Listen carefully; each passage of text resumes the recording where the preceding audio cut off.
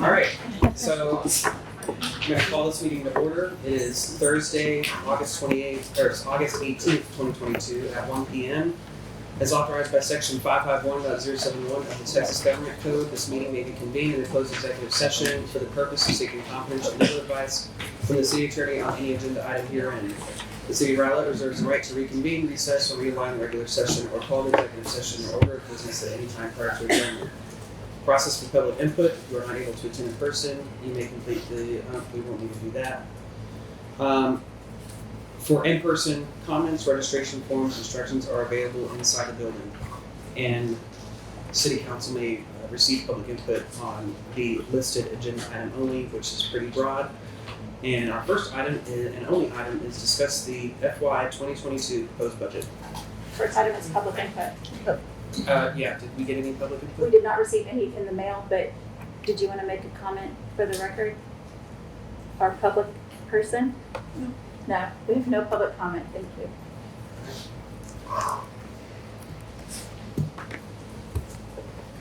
Is are you going? Yes, and we'll kick it off. So, Mayor, Council, thank you for agreeing to meet on an afternoon. We have a 4-hour schedule. We believe we can finish this in about 30 minutes, so we're going to go ahead and get started. One thing that I usually do with council, I mean, we're prepared several different ways, but I kind of give council the option about how to go through this. In the past, we would go through kind of like a page turner, going through the budget memo, because that's a lot of where the strategies are and a lot of the real talking points. We do have a whole bunch of slides, about 50 slides or more, and a couple other slides that we feel like there'll come a point in the discussion where we're going to want to pull those up just so everybody can see them and have a dialogue, or maybe several slides where we're going to explain a particular proposal. So I would recommend we do that. But maybe before we start it, there's the first, I don't know, I think it's 6 or 7 slides. I just kind of like to go through, mostly reminders, but just kind of hit a couple of things. And then, unless, Mayor, if you're okay with that, we'll just do page by page, starting with the first page of the budget memo. Is that all right? Yeah, let's do it. Okay, so I think I have it. All right. So just a few of the budget facts.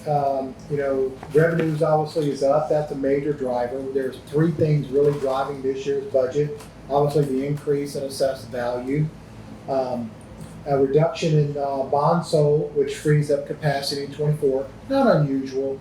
When we do a bond election, we do a 3-year cycle, but it's not unusual for 1 year to be higher than the next year in terms of what we would issue. That obviously has an impact on the INS rate, the interest and sinking fund portion. And then, of course, pay and those kind of things are just really huge. And, of course, utility fund, we were not expecting to have a rate increase this year, but unfortunately we had to do that. Just a reminder, these were the 11 items that you guys chose for your top priorities. So there will come a point where right now we have about $276,000 in the general fund. We had set aside originally about $290, and then I think in my presentation a couple of weeks ago, we had thought that we lost about $200,000 of that change. But once we got our final letter from Dallas County, we're only about $12,000 short, something like that, $14,000 short. So we still have almost $300,000 that is not programmed in this budget for council to help make some decisions with. Just some of the things, special concern, obviously the economy. I will spend a little more time on that. And then our special challenge number 1, upcoming fiscal impacts. You guys will have seen this before. And then, of course, employee pay. So, the question still remains, are we in a recession? Technically, yes, we are. It meets the definition of what a recession is. But it's a really strange recession right now. A lot of times recessions are driven by different animals than what we have out there now. We're still hiring a lot of people each month, but there's enough lingering concerns that it has caused us to be more conservative next year on those kinds of resources that are highly subject to downturns or even or recoveries in the market. So we already know what's going to happen with property taxes because that is a static point on January 1st of each year. That's when they actually lock it in. So we already know what next year's property taxes will be. What we don't know is what sales taxes will do. So if we're in a recession and people start retracting purchases and things like that, it will start showing up next year. So we have budgeted that flat. And then the other item, I won't spend a lot of time on this, but just I want this in the back of our minds because this is a pretty big issue that we need to stay in tune with. If you'll remember, staff did present several different options. Council was comfortable with preserving the land acquisition balance, about 1.2 million. We need about 2 million to 2.5 million for the for years 24 and 25. So it doesn't really affect 23 yet. 24 and 25. Then we'll start generating some revenue that will help us overcome it, but it will still not be till 28 that we fully offset this bump in the market. So we still have about $2 to $2.5 million we've got to cover.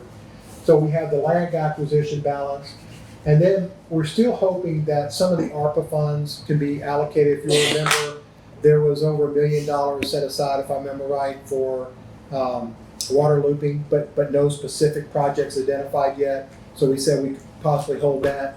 And then we're crossing our fingers that we would get one of the 2 grants that we applied for the sewer lift station generators. We did get notified just this week on one that we did not get it, but there's still the second grant request out there, and we're still crossing our fingers. We won't know probably until September or late August. So, and then one that, this may give us enough resources to help us over that speed bump, but we were notified that DART later this month the board is going to consider a reallocation of sales taxes. And RALAC could receive $2.5 to $3 million from that. It will probably come with some strings. We were told in a previous meeting that by our representative on the board, Mark Enoch, that it might be tied to transportation purposes. And there's a special statutory term that I'm trying to remember, but of what we can do with that money. Still might be able to give us some flexibility, but certainly we have to be cautious about how we would spend those funds. But again, with the right kinds of strategy, we might be able to free some of that up to help us with this also, or to use it for things that, maybe it's connecting sidewalks, between areas that don't have them, or maybe it's improving some of our transit-oriented development, transportation. So there's a lot of different things we think those funds could be used for, but we won't really have a conversation with council about the specifics until we know what the strings are and how much we would get. So I think there's 2 more slides before we start doing the page turn. The reason I wanted to have this one up there is because this isn't really called out in the budget memo specifically.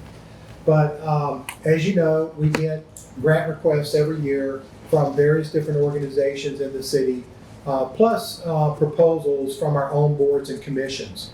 So as you know, we have some strategic partners, Keep Rowlett Beautiful, CERT is another one, the Chamber, and then there are those that are our Arts and Humanities Board, that's our board, and the Rowlett Diversity, Equity, and Inclusion Commission, that's our board.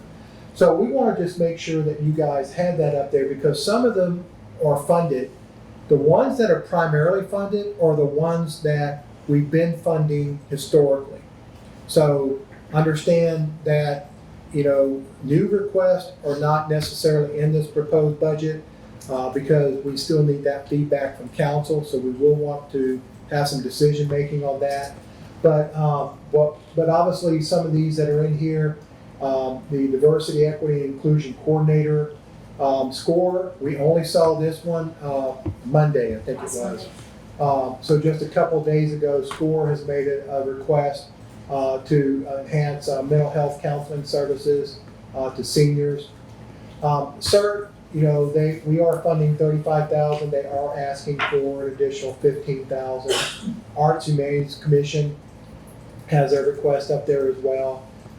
You heard from Dinah Moore, the chair of the RDIC, asking for more operational funds of additional $2,000 there.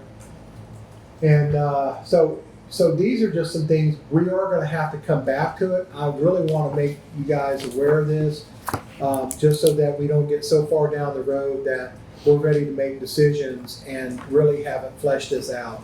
The other thing I thought, and I'll leave this up to you, Mayor, but Diana is here today, and if you would like, she could kind of delve in a little bit more of the manager or the coordinator that they're asking for. Would that be okay, or would you rather wait till a different point? I think that's fine. When are we going to be addressing this? So in the first few slides, I'm just trying to get some perspective out there about what we're trying to do. So we can pause at any point. We got 4 hours of How long are flexibility. you going to be here? I'll be here the whole time, whatever it is. The whole time? The whole time? The whole time. I just wouldn't want you to miss that opportunity if that was. We don't want to miss that opportunity. I don't know what the schedule looks like, so I don't know the best time. So I am going to defer to you on what you think the best time is, because I don't know where we're going with this. Well, let's do this. I think I only have one more slide for the opener, and then I just have some just boilerplate stuff to talk about, and then we're going into really council's questions, and the way we normally do it is the page turner, and then if there are certain places we need to stop, we'll pull up some slides and go through those. But I didn't want to spend an hour going through a presentation when council is probably ready to delve into this. Is that all right? Yep. Okay. Brian, a question. Yes, sir. Can you distribute this presentation so if we want to refer back to it, we can? Absolutely. I'll have staff send that out to you right now. Okay, the other slide is this one, unfunded request. And so every year, staff has a lot of requests in the budget. Sometimes they ask for things for next year. Sometimes they're looking into the future, 2-3 years down the road. So you heard already a lot of these items when we went through each department gave their presentations back in June. You remember that? So this was really intended more just as a reminder out there. We still want 4 more police officers. That's a gauntlet we've got to pick up and have a discussion about through this process. There are other positions that staff has been asking for, equipment, software, additional funding for various different things. So I don't want to lose sight of that. And the thing, and I'll just get to some of the boilerplate, is that the message I guess I want to leave here with is this part of the conversation is that this now goes to you. And so this is where we can do the page turner, because I think what happens is it triggers questions as we go, and I think that helps facilitate the process. But this is where you're in charge now, how this goes in terms of the kind of questions, where you want to talk about certain things, but we're prepared to fill in as we go. We're technically set up for 2 days. I think Monday night is the next one. And that's where we would have final decisions. If we move through this thing quicker than that, then maybe we get to final decisions today. That would be fine. If we feel like we're making enough progress, maybe we stay till 5:30 or 6 and knock it out. That would be great. But I really want you to know that this is now in your hands in terms of the process. So I think those were just my opening comments and questions. And so at this point, is there maybe we ask if there's any introductory comments from council and then start going through the pages? Introductory comments to the council. Well, budget is probably our most important, I think the most important function of the council. I think we all understand the importance that this plays in daily operations of the city in terms of citizen services, quality services, improving those services. Yeah, I guess just stressing the importance of this. I think we all know that. Are we going to be able to ask a question on this particular slide? Absolutely. Okay. I'm going to, before I do that, anybody else have any introductory comments? I had a question, Brian. I think in one of our meetings, we talked about the ruling last year by this Texas State Comptroller about the allocation of sales tax. I understand that was put on hold. Do we have any information as to where that is and where that might be resolved? So, and remember, the revenue that is already in the proposed budget would not be affected by that ruling. Right. Where that ruling is more tied to is the fact that we might receive additional sales taxes if the state implements that 2 or 3 year delay that they had on some of the internet sales for 380 agreements, where cities have 380 agreements. I think that's the one you're mentioning. Right. So, but the last I heard is that there's not a resolution to it yet. That's something that we can ask staff to verify, but I have not heard a conclusion on that just yet. Any other comments? Are there any questions on this particular one? I think I have one question. Go ahead, please. It said the 4 patrol officers at 507. I thought the 4 officers in here was 387 or something like that, or am I wrong? There are 4 in there now in the current proposal. So I can speak to that. That is the fully loaded cost. You're referring to just the salary and benefits number for the officers. So this is what 4 officers cost with equipment and with the vehicle. Okay. And then, okay, I'm gonna wait to get more into So that. in theory, Mayor, the 4 we already have in there is 507,000 as well. And that's what we're trying to say, because there were 4 officers to make one cycle as an extra officer on the beat. Gotta have the vehicle, gotta have all their equipment and stuff like that. Okay. So these are the 4 additional officers, not the Yes. 4 that's already in the proposed Right. budget. I'll go more in depth to the questions on the one-time and recurring when we get down to that line item. So the number that you gave in the answer to the questions that you sent out to us, so it would be 542,409 for 4 additional officers. And that's not a big difference, but I just wondered why the numbers are different. I'm wondering if So that's salary increases? Yes, it is. That takes into This is account. this is pre This the salary doesn't, okay, increases. that makes This- sense. Why are we doing it? Why aren't we accounting for salary increases from this budget into? this table was actually prepared back in June, Okay, before we had even decided what we were gonna be proposing yet. gotcha. Okay. So you probably do have more So it's updated the information. 542, yeah. And it's also similar to what happened with the property tax revenue, because at the time we presented the proposed budget, we had the certified value, but we didn't have the final letter, or the Dallas Certified County, the what? Certified rate. The certified rate from Dallas County yet. And that's why we thought we would be about 200,000 short, but only ended up $14,000 short. Okay. Any other questions on this slide? All right. All right, Page turn. let's do it. So we'll pull this back up as we get to that. So we'll just start off with page 1, which of the budget memo. And I'll touch something, so give me a minute. The first couple pages are really just boilerplate, so if there's no questions or comments, what we kind of done in the past, just any questions on page 1? No. Any questions on page 2? Any comments too? So we stop where you want us to stop. So, let's see. So anything on page 1? Page 7. Well, I'm sorry, technically it's page 7. Page 1 of the budget memo, page 7 in the document. Thank you. Bar's gonna keep me straight today. All right, any questions or comments on page 2? Hey, Sorry. Yeah, I know. Well, how about, who has the first question I on was gonna this? say, who's got the first Who's, question? who's, Well, usually Got it's a somebody on question on council that does that. So, okay, we can do that. Look at your notes. Where's the first page you would like us to go to where you may have questions? Let's start with a really easy question that's probably irrelevant. On page 11. Okay, we're there.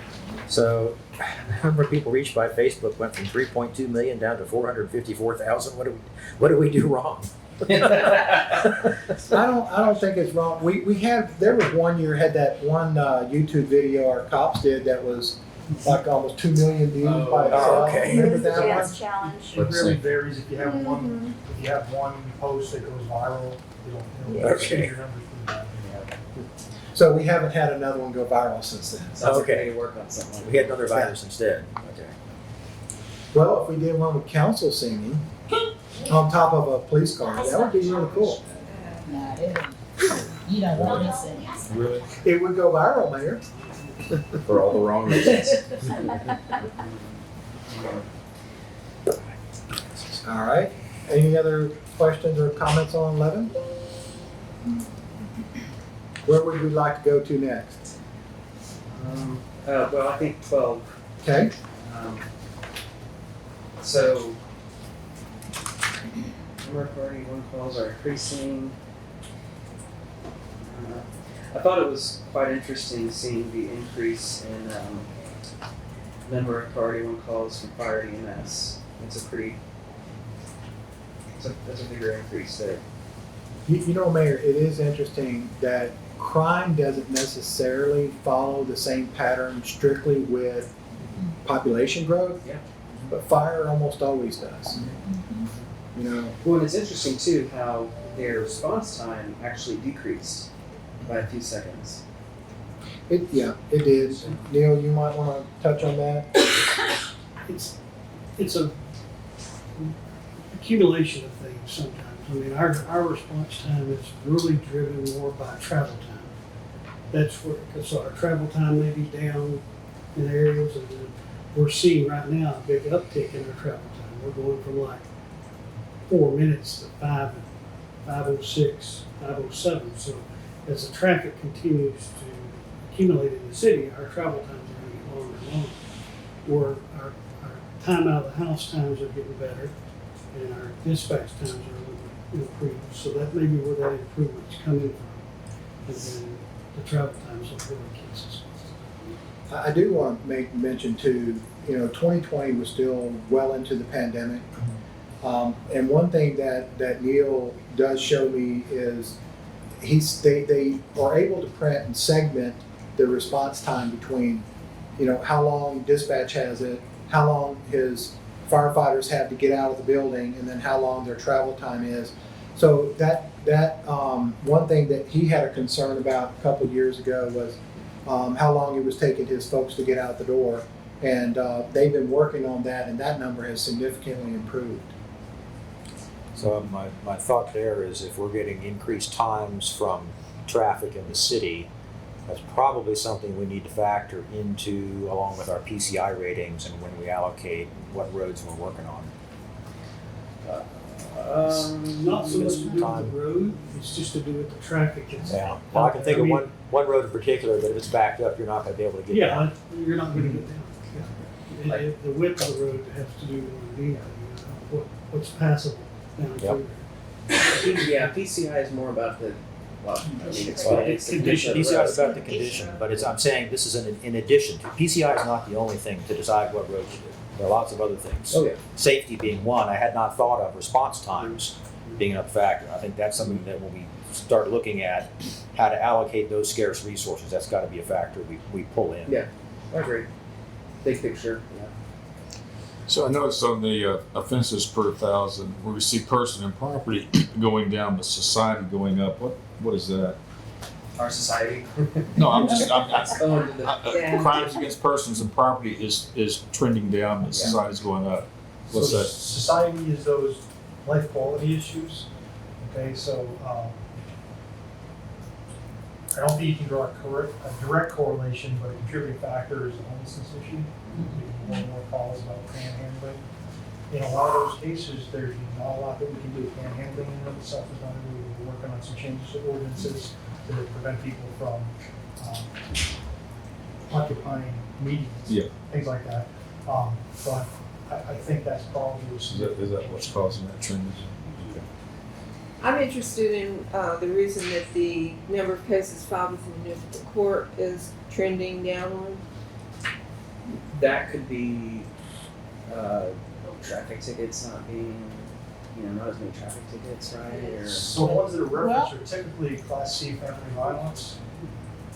And I couldn't tell you why they're trending downward, to be honest with you, but that's sometimes it's Class C family violence, other times it's neighbor type issues. He said, she said, this is my fence or this is my tree and things like that. So those are the kind of things we refer to municipal court. But by and large, the biggest percentage of that is going to be Class C family violence, as you know, offensive contact or assault by threat. Good that that's going down. Dan, could that also be in relation to COVID? I know those cases rose when people were stuck at home more. Yes. And now that they're back out more, they're falling a little bit. Especially the minor, if you will, Class C family violence stuff. That makes It doesn't raise to the level of bodily injury. Can you comment like on traffic citations? As far as Just trends. like, yeah, trends. So, we had, right now we have an open position on our traffic squad. We've identified an officer, he's been trained, he's ready to go on a motorcycle, the patrol can't give him up. Right, so we're down one officer in traffic, and that's a big portion of our citations.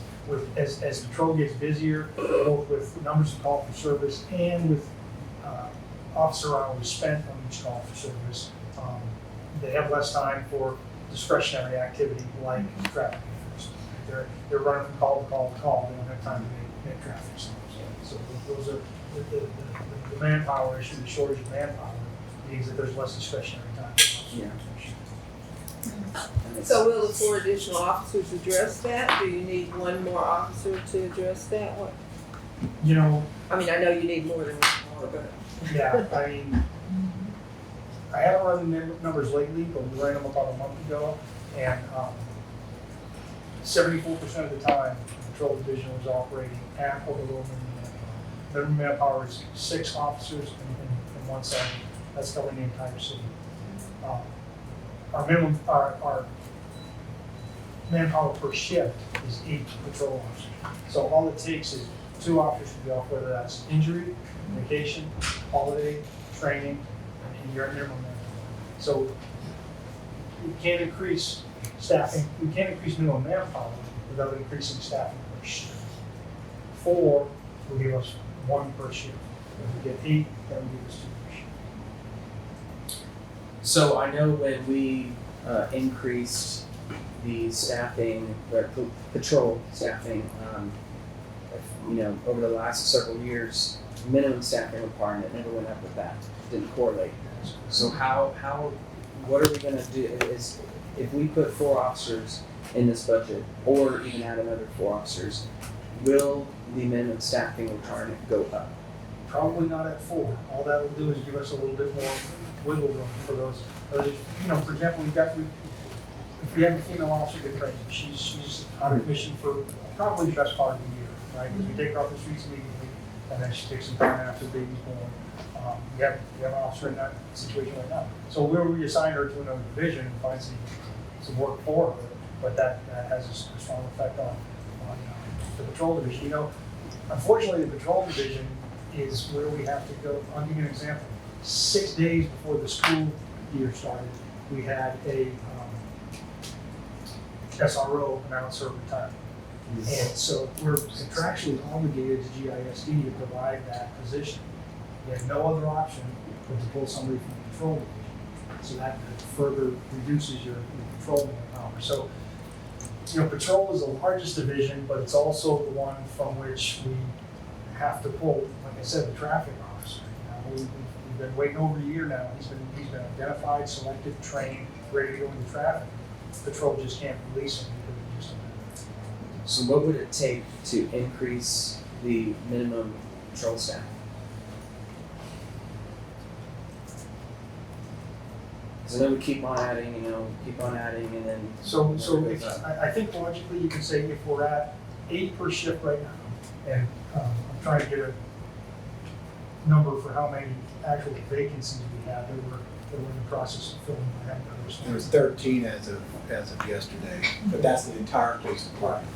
And I get Well, you to, got I mean. 5 vacant patrol, it looks like right now. 6, right? So, I get to, we can add all the positions we want, but if we don't have the staff, then, you can increase the minimum patrol staffing, but you're not going to need that. And 2 weeks ago, Lieutenant Harrelson told me that we had people in process for every open position. So that was either in the hiring process, which doesn't mean they're ready yet, or in field training, or in the academy, somewhere in the process. We've identified candidates for all those positions. Some of those, if there's a certified officer, we can get them on the street fairly quickly. We can reduce even the field training portion.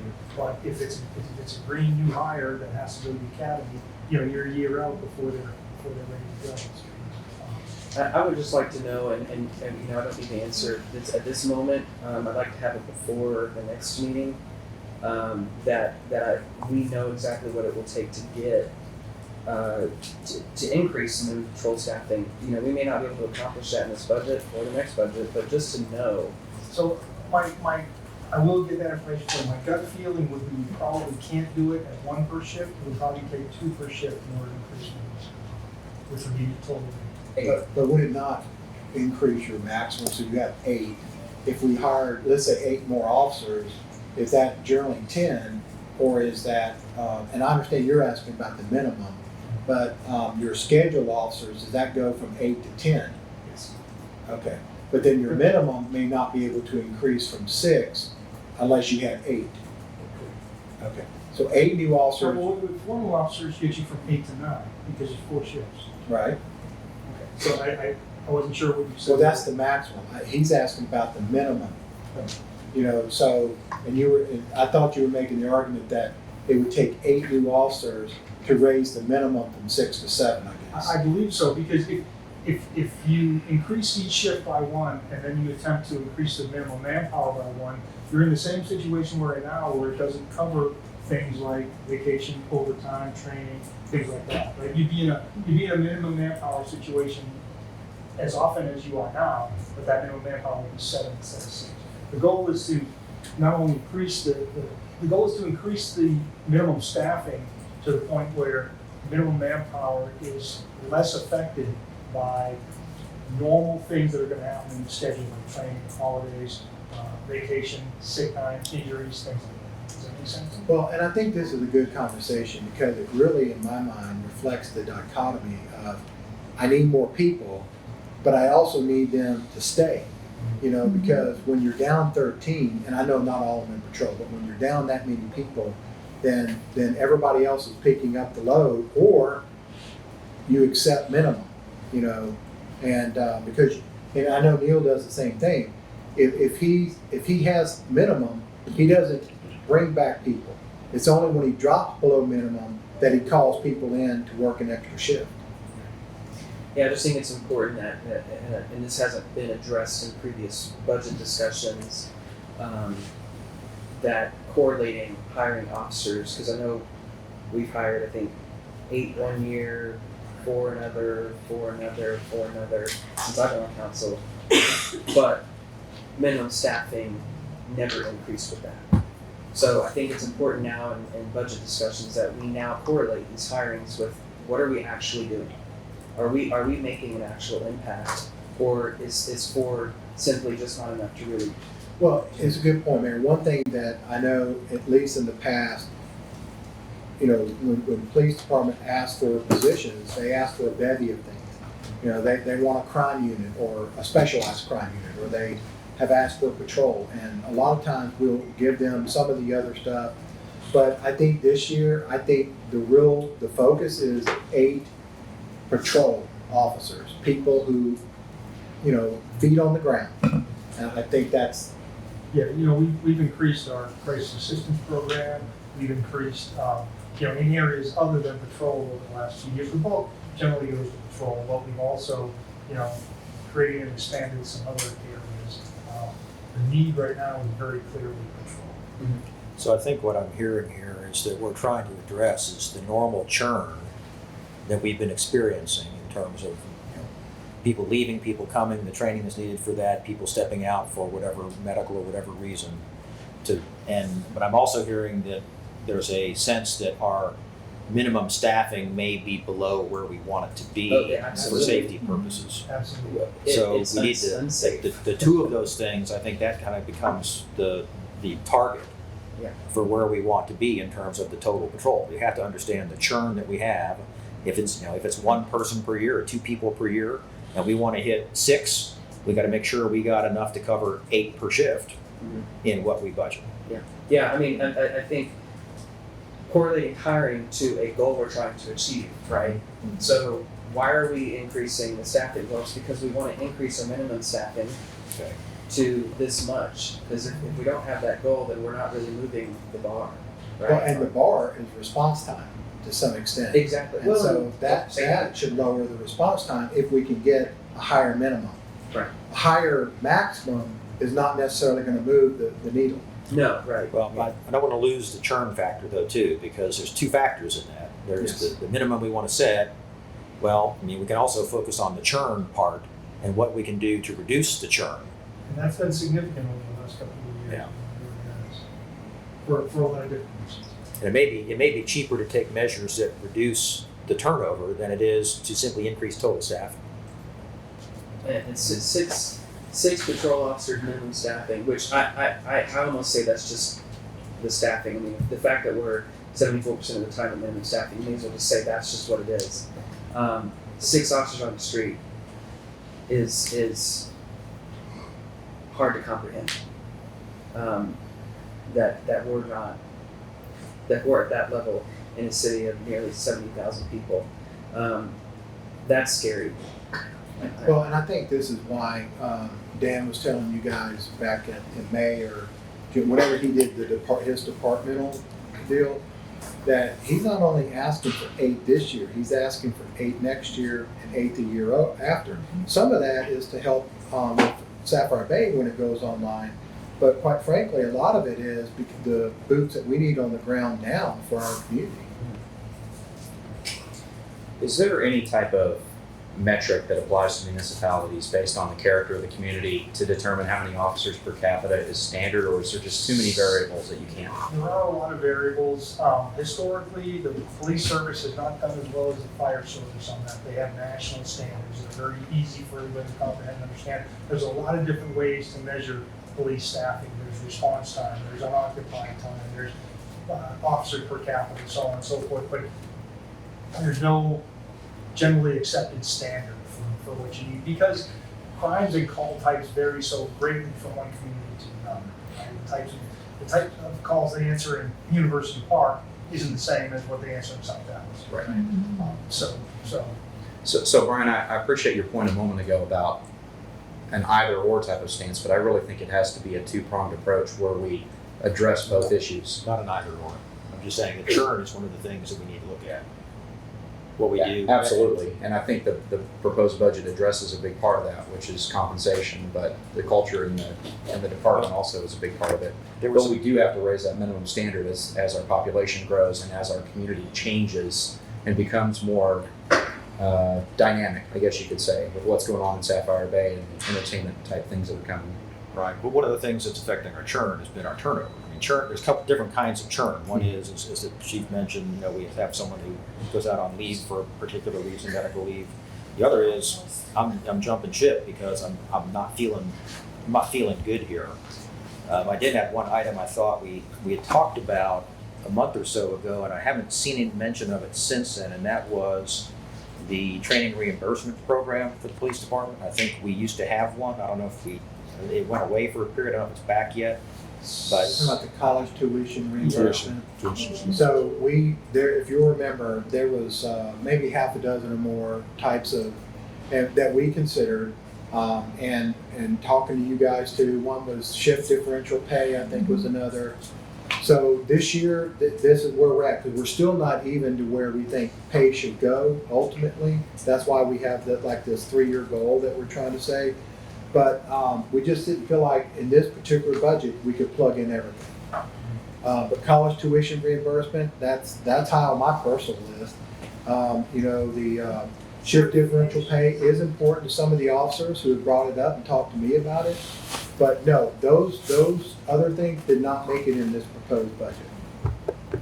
do we have an estimate for what the price tag is on some of those?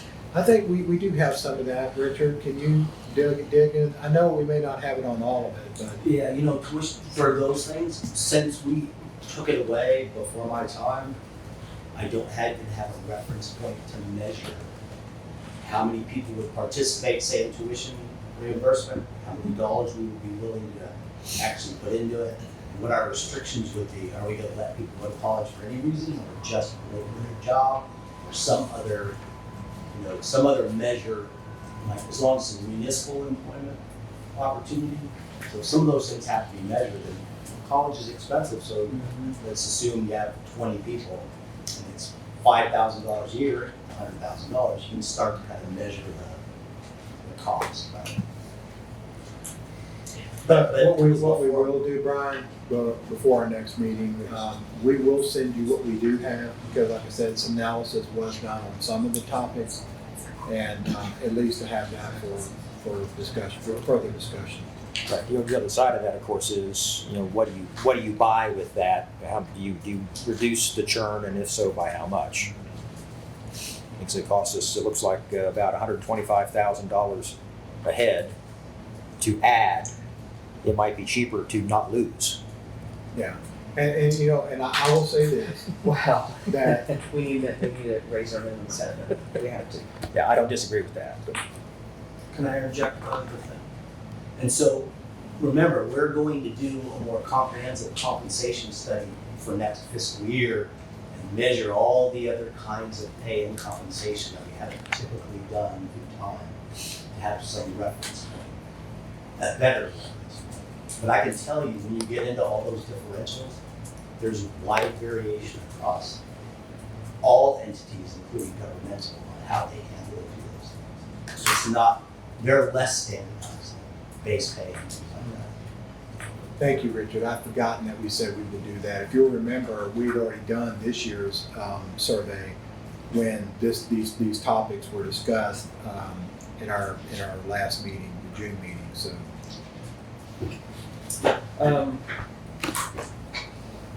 I don't have any other questions on 12. Do anybody else? I'm sorry to be talking too much again, but I did have one other third bullet at the bottom. So I think we talked about this just the other day. The City Dispatch Center, wasn't there something that came through just recently to help assist with the cost of that? That's right. So we did, the $600,000 grant we asked for was approved. Yay. It's two different projects. Sorry. One is Okay. reconfiguring the layout and the desks and monitors and stuff. And one is the technology equipment, so it's two different things, the $600,000. Well, I was answering the second. Okay, yeah, absolutely. so that Brian was- is right about the The second one. equipment The works, first one the is technology works better once you the rearrange stuff. the desk. This stuff right here. Well, so I think what it was, the technology was to get us to the standard that all agencies are trying to go Yes. to. I forget what that is. So the software that we're currently using for 911 call handling is no longer supported. It's That's literally that critical. So we don't have a choice on that. And that's the one for which we have an alternative. Could this better be used I know we have a lot of, well, maybe not a lot. We have a sum of money in ARPA funding that we did not allocate. I think it's 500,000 that was left over, but then you had another 100 or 200,000 and something else. Overage or So something? is this better used, the 115,000 to go out of ARPA, so that we can free up this money to go to increase that to We also 276. save But on our remember, that's one-time money versus ongoing. Isn't this one time? The 600,000 is a one-time grant. No, He's talking about the 115. the 115 for the dispatch center technology, that is a one-time expense. Oh, true. Well, it's a one-time expense, but it's in the operating budget, meaning that, Well, that's so yeah, if we weren't spending it on this, we could spend it on something else. So I would say the answer to that is yes. Okay, I think we consider that, Okay? because then that frees up 115,000 of reoccurring funding to utilize in other areas of the budget. So, Oops, I'm nodding my head. what? Sorry, I'm nodding my head. Sorry, Gina. Just say yes. I'm Italian, I'm demonstrative, I can't help it. Oh, this is in, This is Mayor, we already decided to do that, and that amount is already in the ARPA funding. Yes. They're just calling it out as a part of the Dang budget. it. Yeah, I'm sorry. Oh. That's a good catch, though. Dang. Yes. Okay. We're all looking at each other, can you do that? I was like, I don't remember sticking that in there. I thought we already funded it. That's why. All right, fine. Thought we had a win there. Any other questions on 12? 13. Any questions on 13? I like how they put the, I like how you've added the stats in the budget book. Just curiosity, the trend is why we're seeing less animals dropped off at the shelter. It raises a bunch of non-budget related questions when you put it in there, but it's really interesting, so I appreciate you doing it. But why are we seeing a drop in shelter animals brought to the shelter? Well, there are a couple of reasons. One was COVID, but since then we've also seen that many shelters are full, so we don't have the space to accommodate them. This is a national trend that we're seeing. And also we've had more in-field returns than we've had people coming in. We've had a lot of calls recently where we've actually been able to return to owner while we've been in the field, so we've not lost them in this fault, and that's why there's been a drop. So it's not that we're not seeing less animals come to the shelter, it's just that we're full more often, so we're having to turn We've away. been full since March. We've been code red since March. Yeah, that's a big distinction. Yeah. And really important if we're gonna have an upcoming bond. Yeah. So, A little positive story, if you don't mind. So, what was it, late last week about the parvo? Yes. So late last week, we were notified that we had 2 animals with parvo. And as y'all know, that something can spread through, particularly a small animal shelter very, very quickly. But they identified it quickly. They took what I felt like was decisive action. And as a result, it did not spread. So I'm very, very happy that it did not get worse. So they did a great job. On the code enforcement cases, those are up by almost half from 2020. Are those primarily driven by citizen complaint, or are we self-initiating those cases? 3 reasons. One is they were so low because at one point previous council had decided to kind of slow down with COVID on the number of violation notices or citations that were sent out. Secondly, we have redefined our areas and we're more diligent in our inspections, which is city-based, our staff-based, and our complaint-driven sector has gone up too. So would you say we've returned to pre-COVID Yes, enforcement we levels? absolutely have. So, okay, thank you. Any other questions on page 13? All right, 14. Anything on 14? yeah, I just wanna throw this out there as we get to the end. I know there's not a lot of money left on the table, and there's $3.1 million of unfunded money that's up there. But you know, we did $100,000 at the golf course. Actually, it was more than that. We got our debt, really debt stuff caught up. But 25 is also pretty small. So if there's room to add at least another 25 on there, because there's just a bunch of needs. And we're just getting through the assessment that we might be able, with some of the good money and relationship that American Golf is putting in right now, we might be able to stretch that money even more to get more money out of American Golf. So just maybe keep on our radar as we get to the end if we could up that a little bit.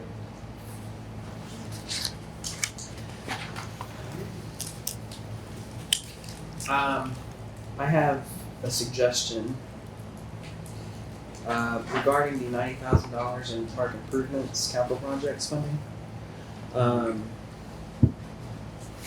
I'd like to see that money freed up for reoccurring, and maybe we also look at utilizing that ARPA for a park improvement. Okay, but if we do, then we wouldn't have the funds next year. Is that Well, did I understand you? Shouldn't it be? But the thing is, I'm not unless. I think we should be paying for these park improvements out of bond dollars. I know that. Okay. The reason I would probably suggest not doing that is really the dollar amount. We're talking about, benches and chairs and tables. We're talking about replacing a barbecue pit at one of the parks. These are not major improvements that you would think about as capital improvement, something you're going to build a structure that's going to be out there for 20 years. These are the kind of just, the things that get run down because of use. Mm-hmm. That, it's in my mind, these kind of things, they're a little more capital in nature, and I get it. But these are the kind of things like replacing the net, in a basketball court that has to be replaced several times a year. That's what these really are. There's a whole bevy of stuff that they. Aaron, why am I talking for you? You're talking. No, dude. Maybe the misnomer here is they're labeled here as capital projects, and what you just said is this is not $90,000 in capital projects. These Right, are- well, they're not really, because a shade structure is $5,000. It's not $25,000, and so that's what happens is they're small projects. Water fountains, you would think a water fountain would be very expensive. Aaron and I learned very early on in our adventures that they are not expensive, they're $10,000. I mean, they're not inexpensive. But they're very not expensive. inexpensive, but they're Very still not bond projects, right? Right. Which is typically $20,000 and above, so. And tax notes have a lower lifespan, but for bond issuances, you're gonna want something that's used for something that's at least a 20-year Yeah, that's life. true. That's a good point. That's a good point. One other thing I'll just point out, and kind of the way that holistically the structure of our budget is, pure operating funds, patching a pothole, paying for a lease on a piece of weight equipment. That's in the department's operating budget, general fund, utility fund. We also have bond money, which is going to be the biggest capital stuff we do, the stuff that's going to last 20 years or more, that we're going to pay debt on. That's in a separate fund. And then you're going to have what we consider to be capital maintenance.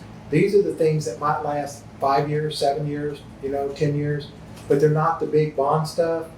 They're generally a lot smaller in nature, but yet, still need to be done.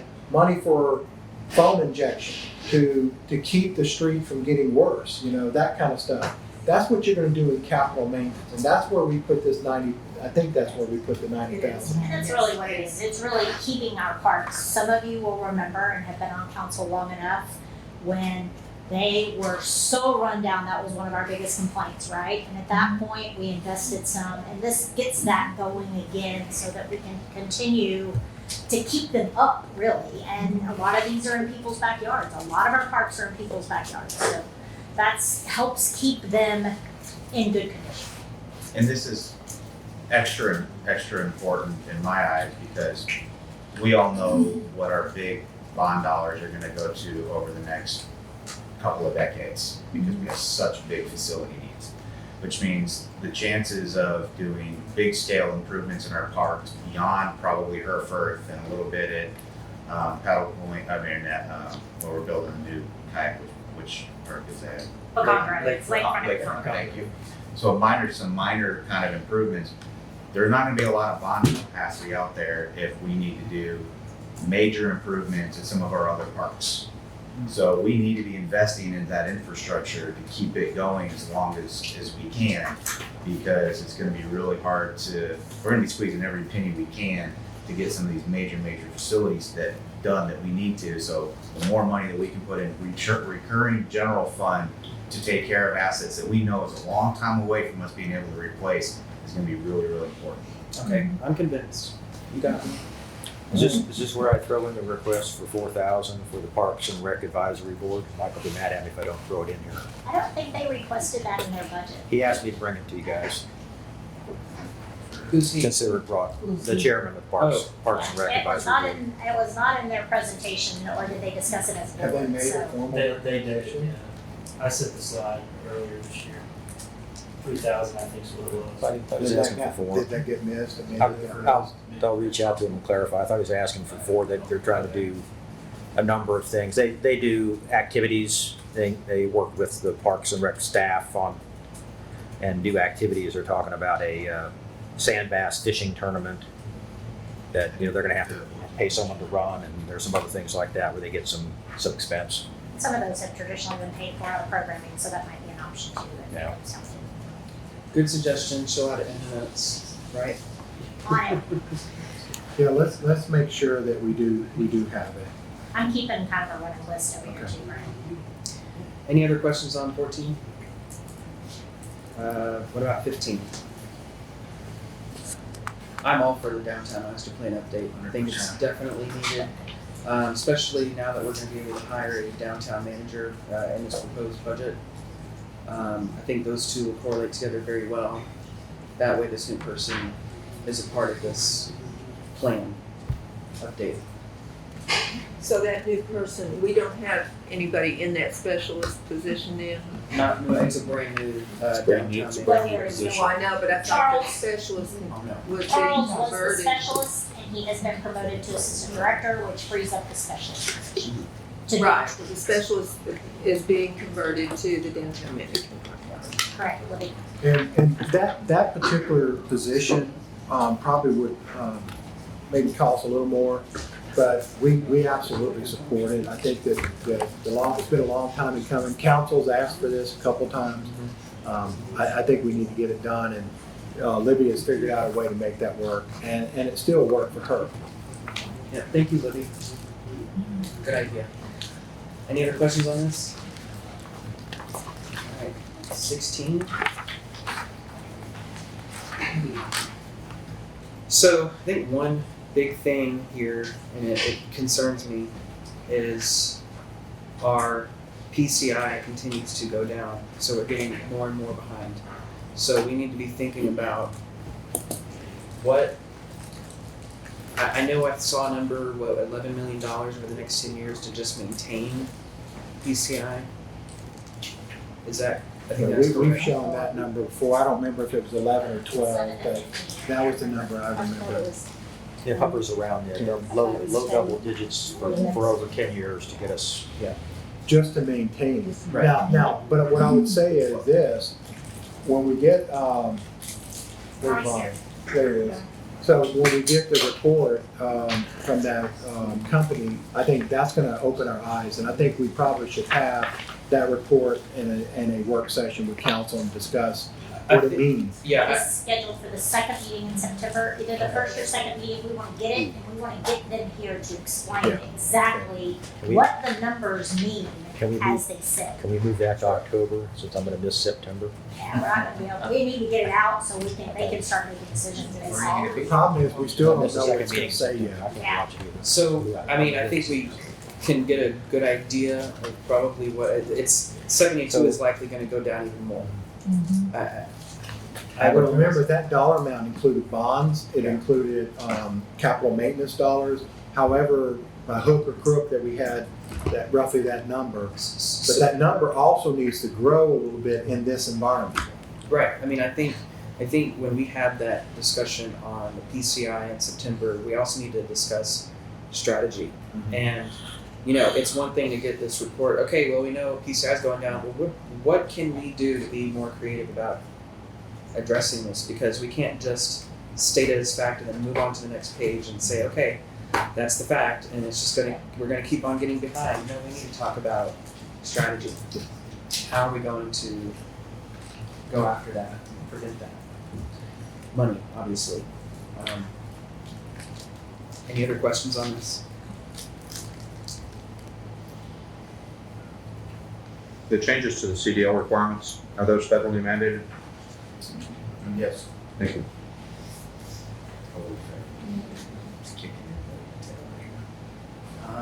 No other questions on 16? All right, 17.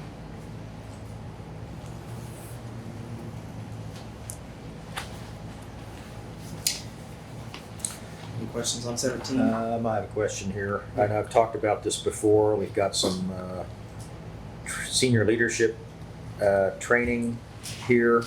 I've talked about this, I think, at the budget a while back.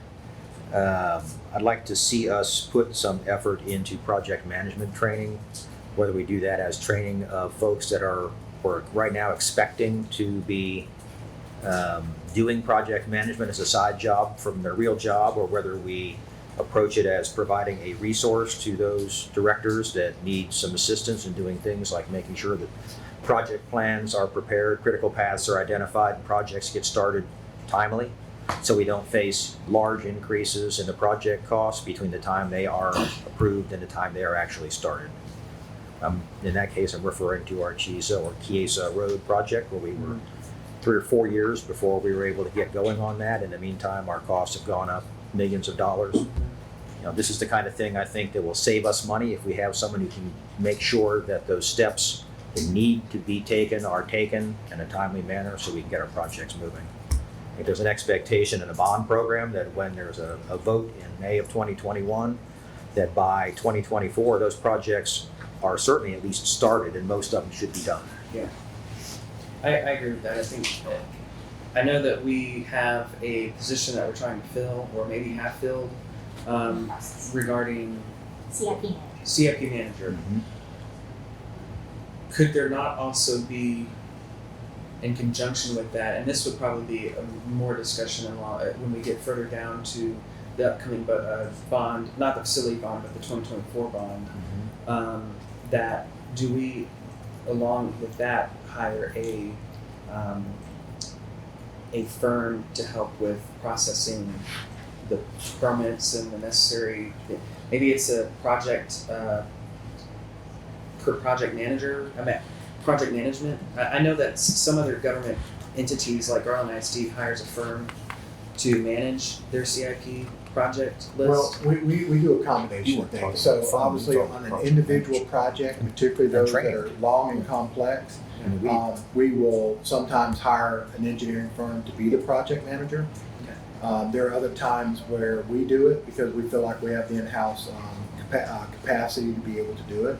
Part of the reason we wanted the capital projects manager is that would give us additional capacity within the department to be able to do some of these things as well. Sapphire Bay, as you know, we're contracting with an outside firm for permitting and those kinds of things, only because that one project alone is almost like all the activity we do in the entire city, at least for a narrow period of time. Well, I know for the firehouse design, we actually agreed to pay out I think $125,000 for a project manager, outside project manager. At the end of that project, we don't have a project manager anymore. I think for $125,000 a year, we could have a full-time project manager.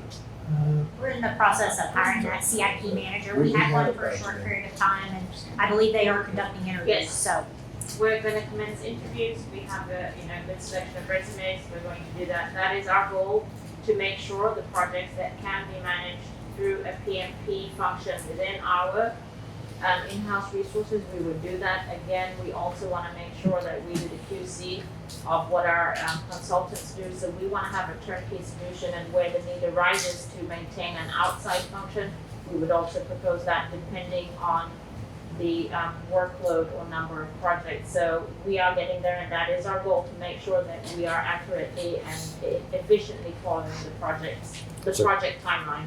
So do we have training money for PMP certifications for in-house staff at this point? We have monies for certification, and that could be one of them, and that is, we're keen that we all understand what PMP is and what we do, because there are different levels of certification for that too, so Right. Absolutely. Okay. Any other questions on 17? This is really a small question because it's a small budget line item, but the $7,000 increased funding for employee incentives and recognition awards, how do we what metrics do we use to award those? And how do we go about So that? I think that's just an increase in activity. So let me just say, we do a couple of things. One is like particularly our wellness program. So we use those funds to, essentially reward people for going through the process, to get points. And sometimes it's little knickknacks, t-shirts, for doing the 5K, those kind of things. But on top of that, we also spend money like on the annual holiday luncheon, some of the other events that we do. Really, it's a culture issue. It's building camaraderie and morale in the department. If I remember right, I think the problem was we were already spending this level of money, and we were not budgeting for the increase that we have actually seen over the last few years. So I think it's really been more for that as opposed to a brand new initiative. So I guess that takes me to my point, which is that enough to ensure that we're kind of building that culture that we wanted to cultivate when we had these conversations So previously? I think we believe it is for now, and that is because I think this is the general fund portion. The wellness fund also, the employee benefits fund also has the wellness portion in there as well. And I think, that's where we, I guess it's a combination of things. So I think we do at this point. Now, in your, that list of your goals, council, the workforce elements.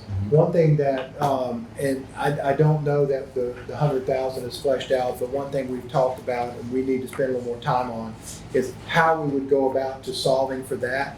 We might get some additional intel that might see some additional things we need to do. I would hesitate to make that an issue right now.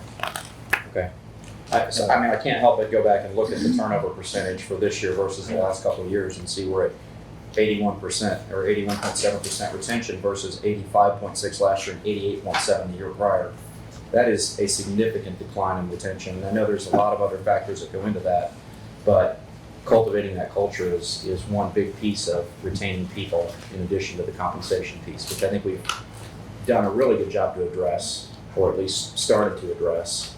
But building out a culture program to keep people engaged. And not only that, but I think that's going to feed into one of our other priorities that was up there, which was basically the customer service aspect, right? People that come to work happy because they like their job are going to be more inclined to provide good service to our residents than someone who comes to work in a bad mood because they're not happy to be there. Absolutely. That'd be the Kelleher School of Management, wouldn't it? Ryan, in addition on that list that you just moved from, there was an additional amount on there specifically to cover the cost of the events beyond just making it work with 7,000. And remember, that was an additional amount if we wanted to do it or not. Because the cost of just putting on the events that we do for the employees throughout the year just naturally has gone up through the number of human beings that are there and the quantity and quality of the stuff that you provide when you do it. So there was another request. $10,000. I just saw it. That's right, it's there.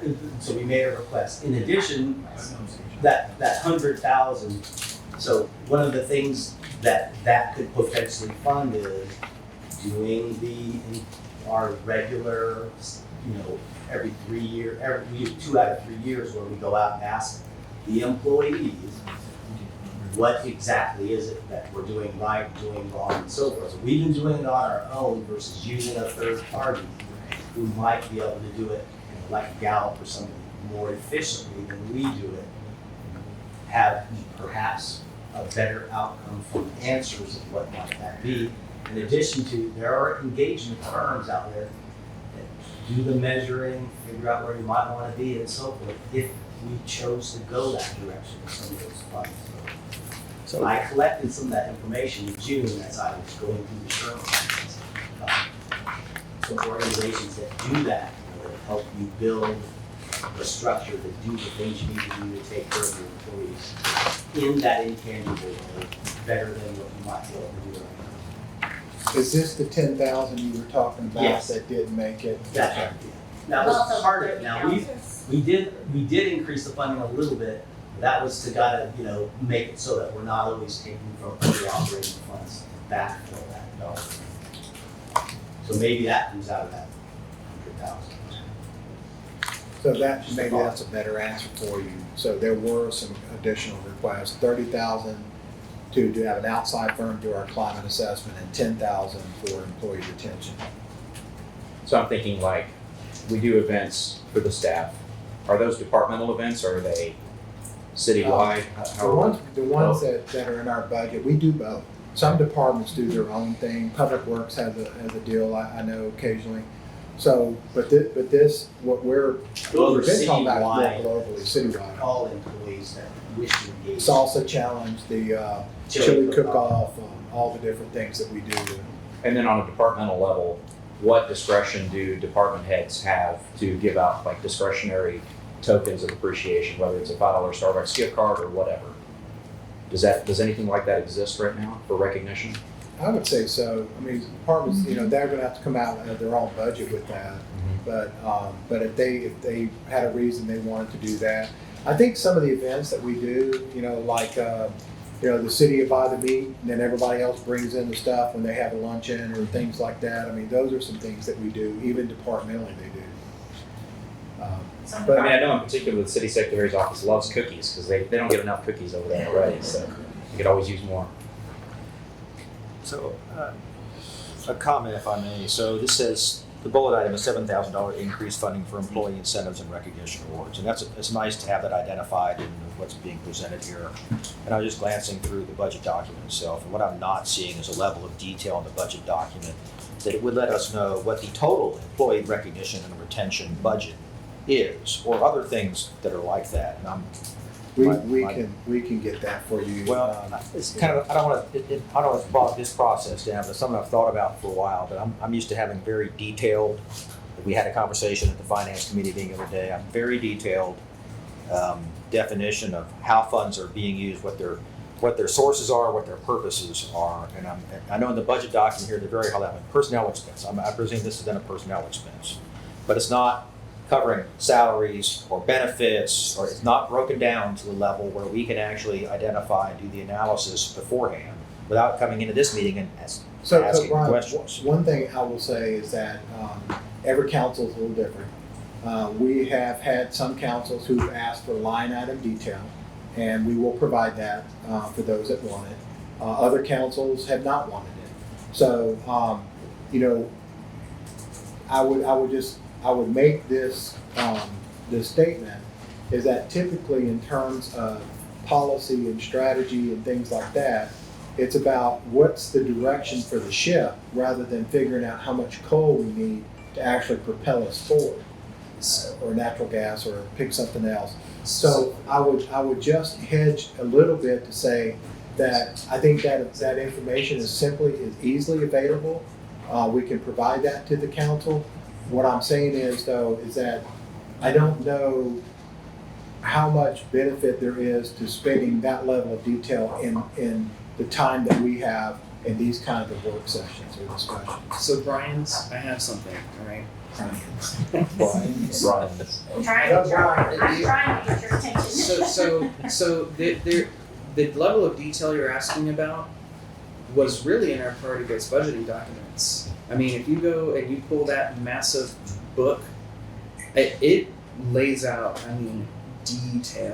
detail on every program, on every dollar that's spent, why is it spent, and it even ranks the programs. I think, so. I don't want to belabor this conversation, we have a lot to go through, but I think it's something that I want to spend some time with over the course of the next year to look to how a better means for tracking that, because frankly, when I read $7,000 increase, I have no idea what that means. Mm-hmm. Did I double the budget?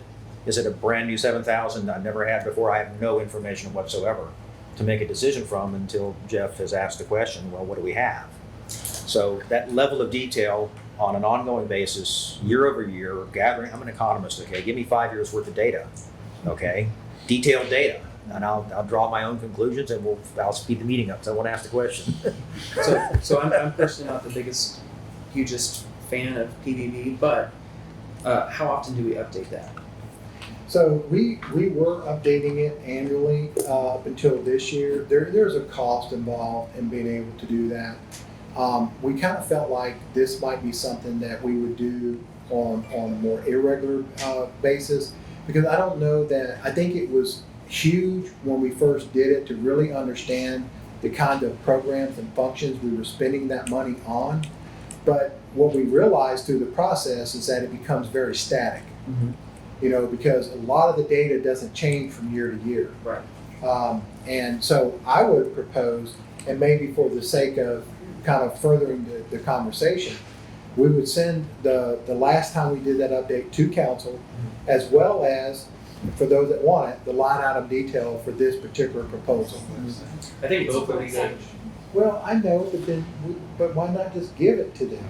Don't make them go to the website to find it. The website is so pretty and it's a long one. Then So, send us the URL. we would be glad, we'll either send you the links or Yeah, I'm I was in that dinosaur, budget keep system thinking last it's year. in some document. and I was surprised that the high level that this is, and I understand that you've got to have a high level for more strategic purposes, but it does, I think, head off some basic questions that we might otherwise have, so. Didn't mean to belabor And, you know, it might even be better, Mayor, too, that for those that have more specific questions, we can answer those offline. Yeah. Because again, we're trying to figure out the direction of the ship rather than how to propel it. Well, and that's why we have the opportunity to email and do that. Anyways, is there? I have to. I apologize, but I'm going backwards one because I just remembered I forgot to bring up the topic. Shame on me. Is there anything else on page 17? Okay, I'm sorry. I got to go back to 16 for a second. It says the FY 2023 proposed budget includes 1.2 million in capital streets projects, including concrete repair, asphalt rehabilitation, overlay, crack seal, foam injection, etc. One thing that we don't do that is I find very unacceptable is that we do not, to my knowledge, budget for lane striping. And so the result is we have roads with no lane striping. And that's not only a safety issue, but it's an enforcement issue because what an officer is going to get behind a car that's not maintaining a lane? What lane? What lane? There's no lanes. Is that right? I mean, you have assigned departments. How do we budget for that? It may not be a capital expenditure called out specifically, but how do you? So what we've done now, any street project that we do, it includes the striping in with it. Is how we're doing it.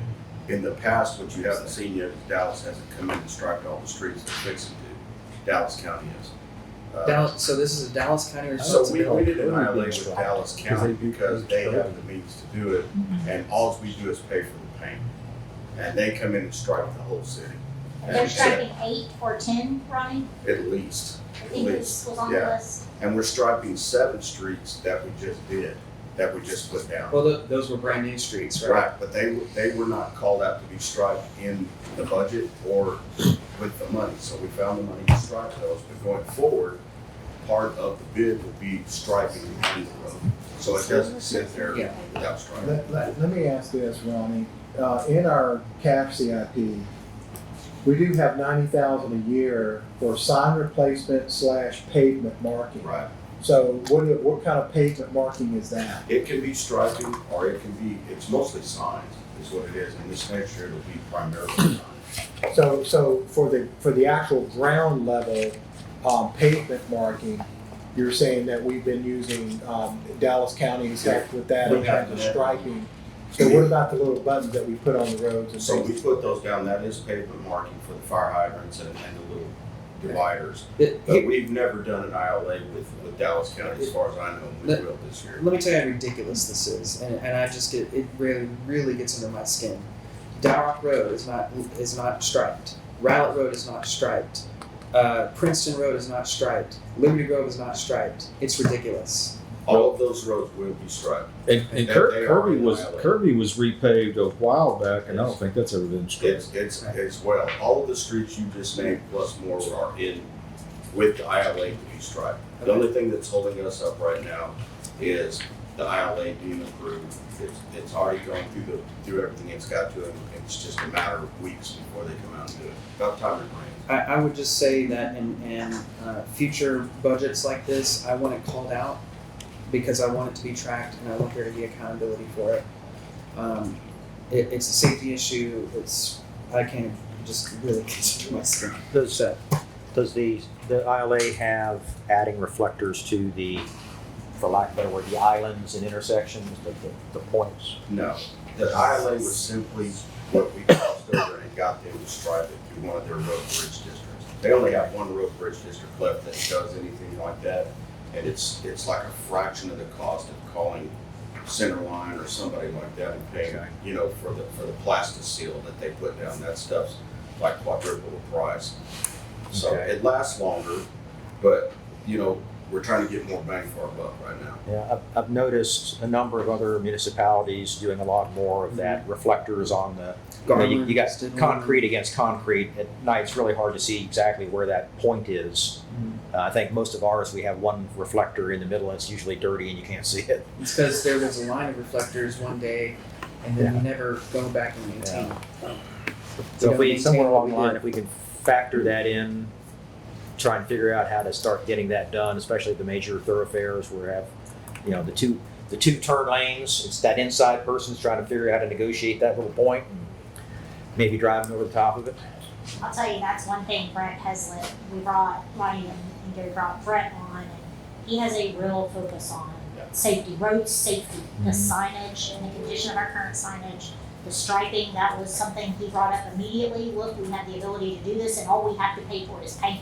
Right. We're not paying for labor, we're not, you know, so they have really been working on that and putting those things in place. It's a slow process, we're behind the curve, and it's gonna take some time to catch up, but absolutely, we got that on You'll see this. it within the next month or so. And then The striping, and then you'll see the signage follow that with this budget.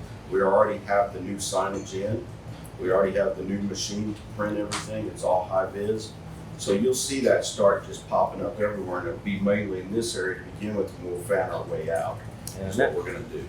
That dovetails with something I was mentioning earlier, that, you know, PCI is one factor for a road, but there are a lot of other factors on the roadway.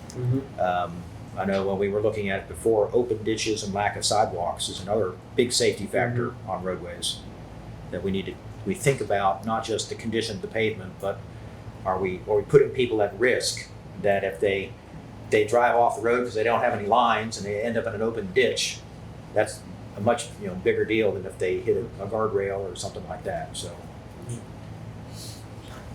All right, sorry. Sorry. Had to make sure I was strong on that one because I've mentioned it before and I didn't get anything. Okay, 18. Any questions on 18? I think you covered this on your other things, explaining the next couple of years are going to be a little difficult. I guess my question, Brian, when do we have to have a final decision on what we're going to do for FY24 to fill this gap? So the conversation we have with council is that is a preservation strategy, preserving the ability to do that. The one thing, we've already set aside the land acquisition money. The other thing is that we're just waiting to see if we got any of those other grants that will help us with the ARPA. There's a portion of the ARPA for the water looping that council's already said we're going to preserve that as well. And then we're waiting on the sewer lift station generator. But our goal is to preserve at least the 2.5 million that we think, because we think we need between 2 and 2.5 million. So we believe that in the strategy that council, we feel like council gave us direction on, which is this right here, that we do not need to touch the economic development reserves right there, but that between the land acquisition and the ARPA, we feel like we have the $2.5 million we need. So we may not have another decision point on that until we know, until I guess a little later down the road. But I don't know that we have to have that today. You see what I'm getting at? Right. So so for purposes of what we have to have done by September 21, it's kind of at this point not on the books. Okay. Thank you. Any other questions on 18? Okay, 19. I mean, I think, just only in regards to the public safety discussion again, do we have the necessary command staff, patrol, shift leaders in place?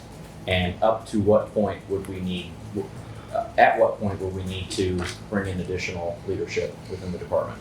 I want to be careful about the answer because simply by asking the question, he's going to want battalion chiefs. So just saying. Those are mine. But Dan? So one of my thoughts is that we're approaching the size of the police department where typically you would split operations and support. Now you can do that at captain level, we don't have captains, or we use the model that the fire department is using, split at the assistant chief level. And I think that that's something, not this year, but we need to start looking at going forward. I think overall the command staff is sufficient right now.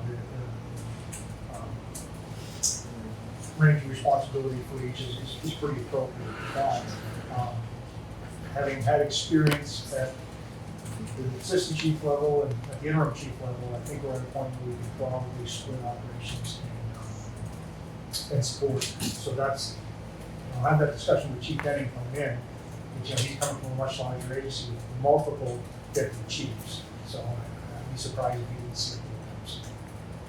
I think that would be a good conversation for us to have within the, 6 months to a year, just to understand time-wise, when is not only that split going to happen, but what does that mean in terms of additional staff to support that transition? Good conversation for the public safety committee. It would. Well, and while you're still talking about public safety, can you go back to the unfunded thing? Because we've talked about patrol officers, but I'd like the chief's input on the one police detective for cybercrime. As I understand, cybercrime is always on the upscale. And right now, if we need a resource, we've got to go outside to either whoever's got a dedicated resource for help. Now, we were able to find the equipment for that position, but patrol is a priority over that position right now. So what we're going to do is we're going to work on our current detectives in towards that position, so that when that position is allocated, we'll backfill him with another. We have a detective that's interested in it. He's very. So you have an internal resource that you're going to dedicate to that. Yeah, it won't be full time. He'll be carrying caseload and doing the cybercrime thing. We want, since we're going to have the equipment available, we want to start to utilize that. And we've got somebody that's interested in the page and wants to do it. So I think it's wise. Okay. And Mike, I would say this, in terms of what we would advocate for, if we had the 8 police officers, I'd be glad to ask for that position. Yeah. But until I have the 8, then. No, I get that that's the priority. I saw that and we never did really talk about that, so I just wanted to. So in We do regards, think this is very important. in regards to the additions to patrol, we have 4 in the budget now at about $550,000, which I assume is a full annual expense for those officers, Some of it right? is one time. The vehicle would be. But the police officers, the assumption is if we approve this budget on October 1, we have 4 new police officers magically. Those are fully loaded, right? Yeah, fully loaded for the full year, right? Yes. Well, in reality, we're not going to have on October 1st 4 new police officers that we're paying a full-time salary to. It's going to be spread out over the course of the time it takes to bring them on. And what I'm seeing from some other data here is it takes us 4 months or more sometimes to get police officers on board, which means that in reality, we're going to spend only about 2/3 of what we're looking at in this increase. So can we increase the number that we are planning to hire and stagger those increases over the course of a year, so that down the road we will have a bigger full year impact, but by the hiring process, just by the nature of it, we will not incur the full expense this year. We can't So- do that. Yeah, the mayor's already asked that. So let me tell you, and what he remembered was a few years ago, we did exactly that. But here's the problem it does for us. What we did that year, we budgeted 4 of them for 12 months, basically with the idea that whether it's the academy or whatever, we'd start the hiring process right away and start trying to get them on board in October, November. And then we put the other 4 like mid-year, sometime during the mid-year. The problem is then half that cost ends up getting put in the following year. The reason I'm not a fan of that right now is that next year is going to be far harder for us from a budgeting perspective than this year is. That'll make our landmine a lot bigger. But Yeah, what it but does. the other side of it is, I'm hearing anyway that next year we're gonna ask for 4 more. We're gonna ask for 8 Eight more. And we will, and we need to. I mean, Chief's not doing his job unless he's asking for. But so if 8 we officers can, a year. if we're gonna find a way to fund 8 more next year, and we can find the funds for 4 for We half may a year not. this year, Yeah, We may not. I mean, with the Well, we may landmine not. planning, we 4 will be hard but enough. I can tell you right now, we're not gonna spend the $540,000 in fiscal year We won't. 23 because we're not gonna have those officers on board on October 1st. We won't. But those savings will carry over to the next budget, which will help our landmine planning, but also if we did need to hire But it additional officers. sounds like we've got other funding sources than operating income to fund that shortfall. Well, what we have is we've identified one-time sources that can get us over the hump until we start having revenue, then that picks it up ongoing annually thereafter. So that's what we really have. And I think that strategy we could work with, but what we don't have is the annual income yet to support those positions. Well, okay, if we're unwilling to go down the path of using the funds we won't be expending in 2023 for officers who are not on board yet, then why are we budgeting the full amount as though they were here magically on October 1st? Because if we don't, we have to find that money next year when we may not have. We have to find the money next year Right. anyway. Can I interject something? It's gonna cost us, We've their already done salaries, this before. I'm not done yet. Their salaries are gonna be with us, if we hire them in 2023, their salaries are there for 2024, no matter what else we do.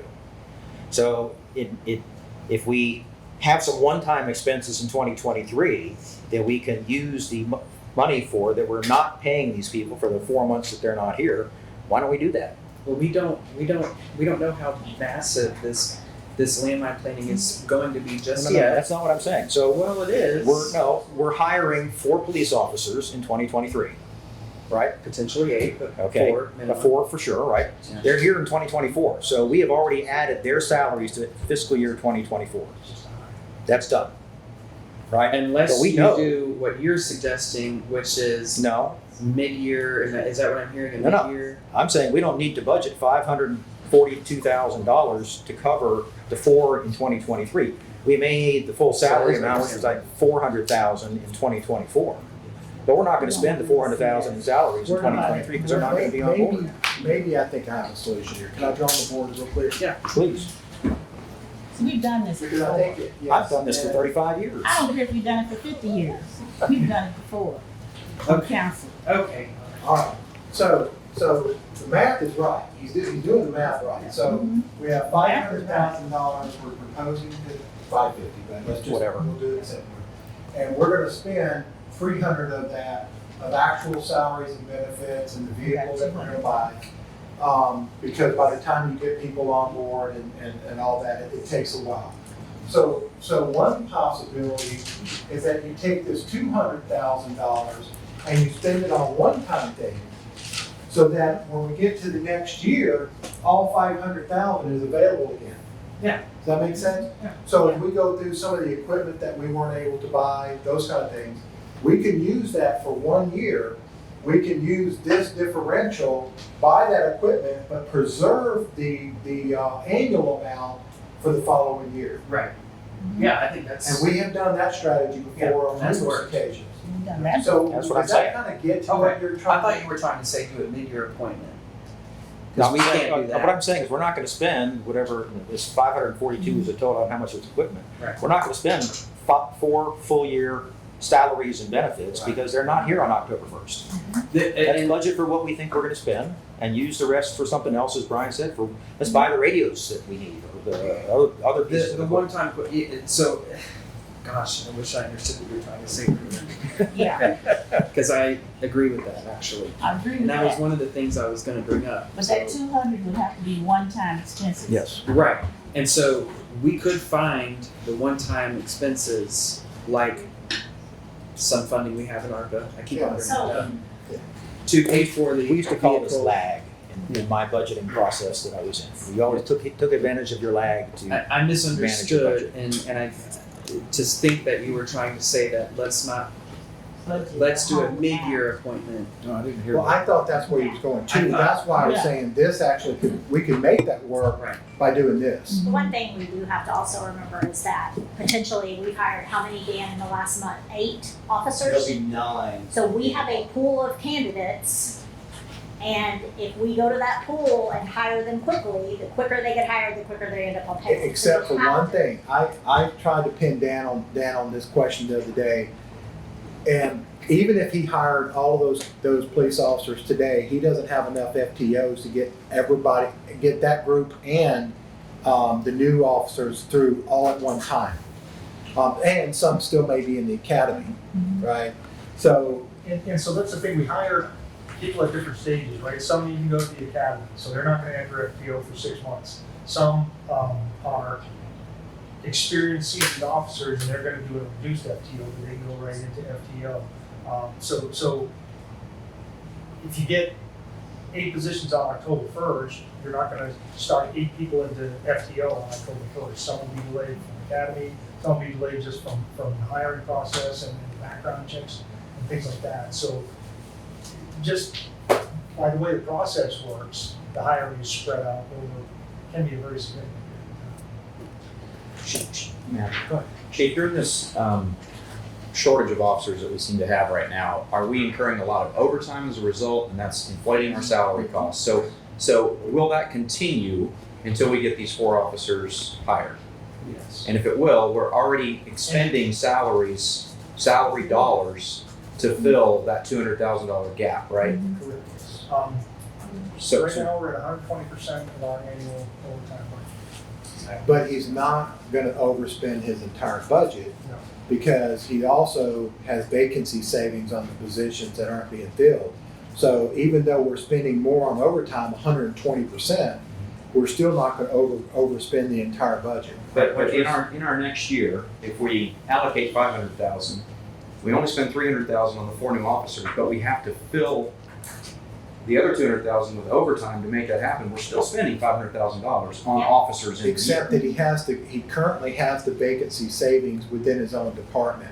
So it's kind of like A plus B equals C in the sense that if he has a reduction in staff, then you have the salary savings. Even though you're spending in overtime, you're actually still netting out, So in a the positive less way. vacancies you have, the more overtime you have. The more overtime you have, the less vacancies. Yeah, you have. it's kind of, it's a seesaw to some extent. It may not work every year perfectly, but, sorry. Right, so this kind of clears up everything, because the philosophy is 100% right in what you're saying, but you don't budget for that at the beginning of the year.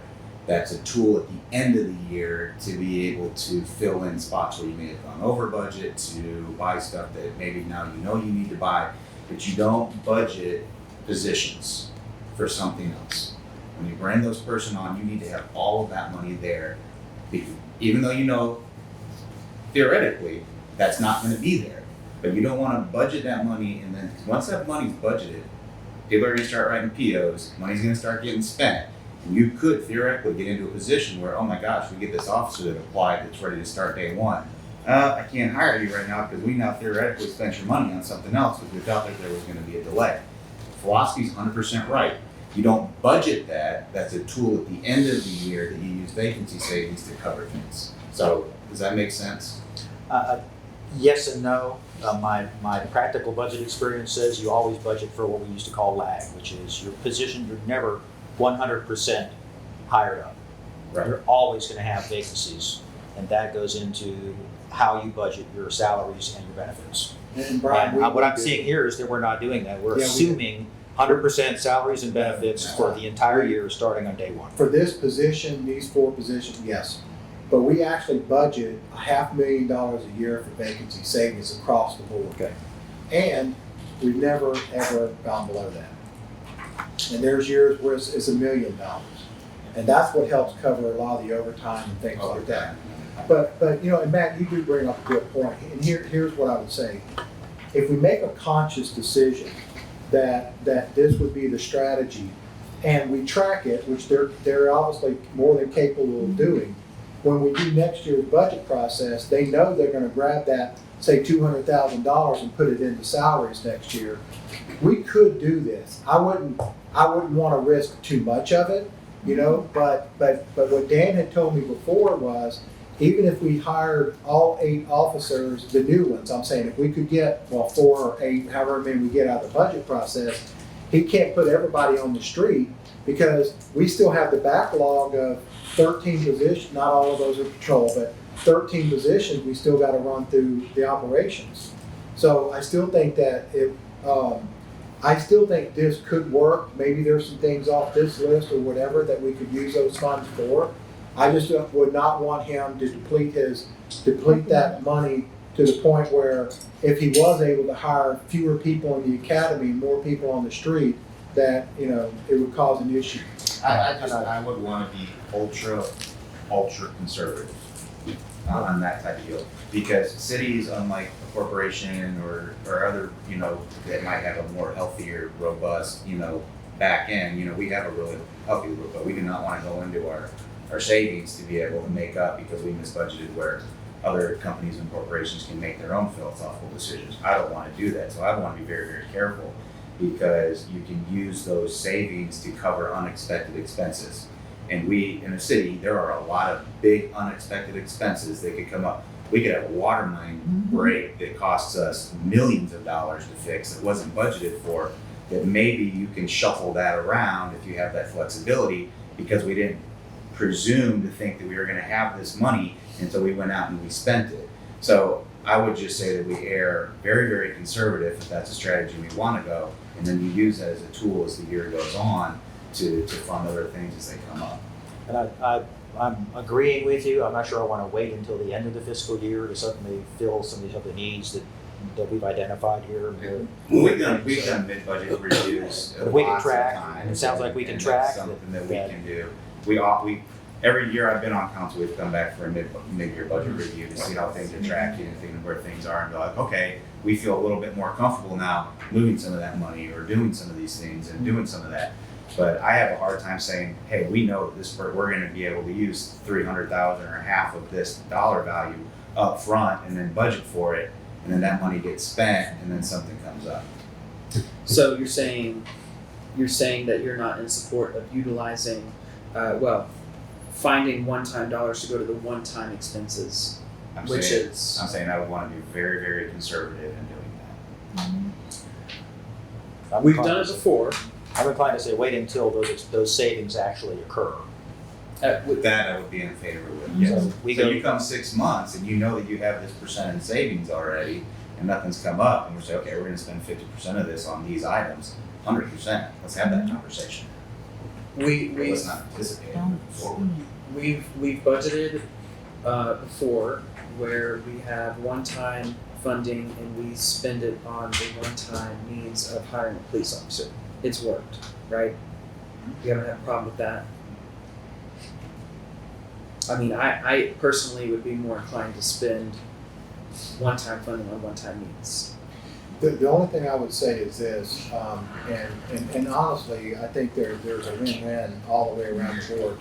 You could wait until maybe the mid-year and actually calculate the actual dollar amount and say, okay, now we have $200,000 we think we could spend. Or if there was something on your list that you just gotta have, then maybe we go ahead and budget for it.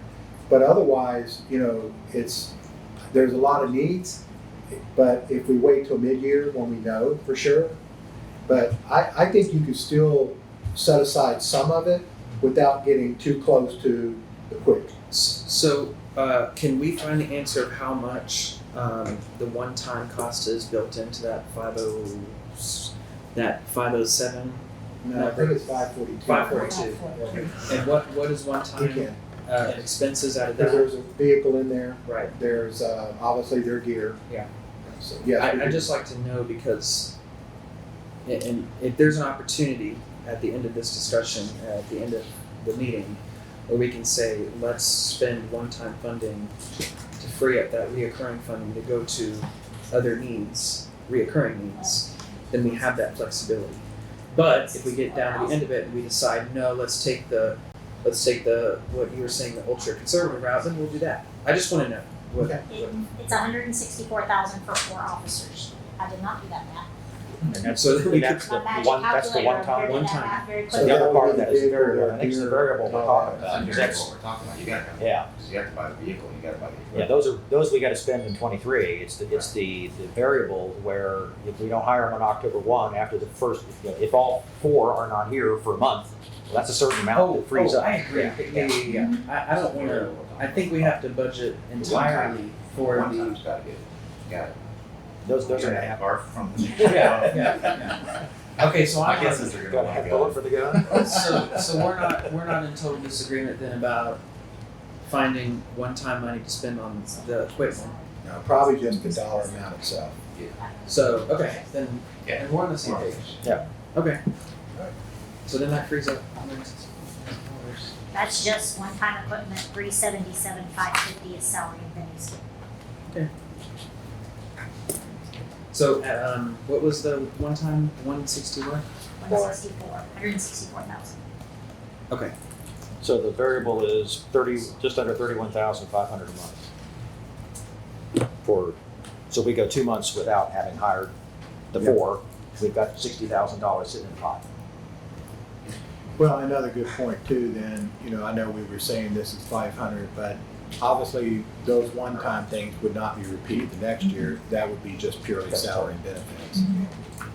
Right, but in the proposed budget, we're utilizing Yes. reoccurring dollars Yes, for we are. the, okay. For one So, time. so we could, at the end of this discussion when we wrap up, say that we'd like to see the 164 go back to reoccurring on something else and then spend one-time money on the I equipment. mean, we would have to identify where that would go, but yes, Right. we could do that. Okay.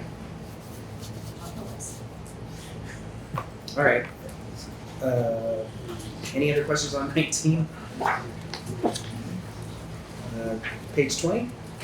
I just had a comment on 20, just realize again that at the time that we did that chart that's in here, we had the final certified value, but we didn't have what does Dallas County give us again, what do you call that? Certified tax rate. The certified tax rate, so the actual decrease in the tax rate this year is higher than this, So what is that?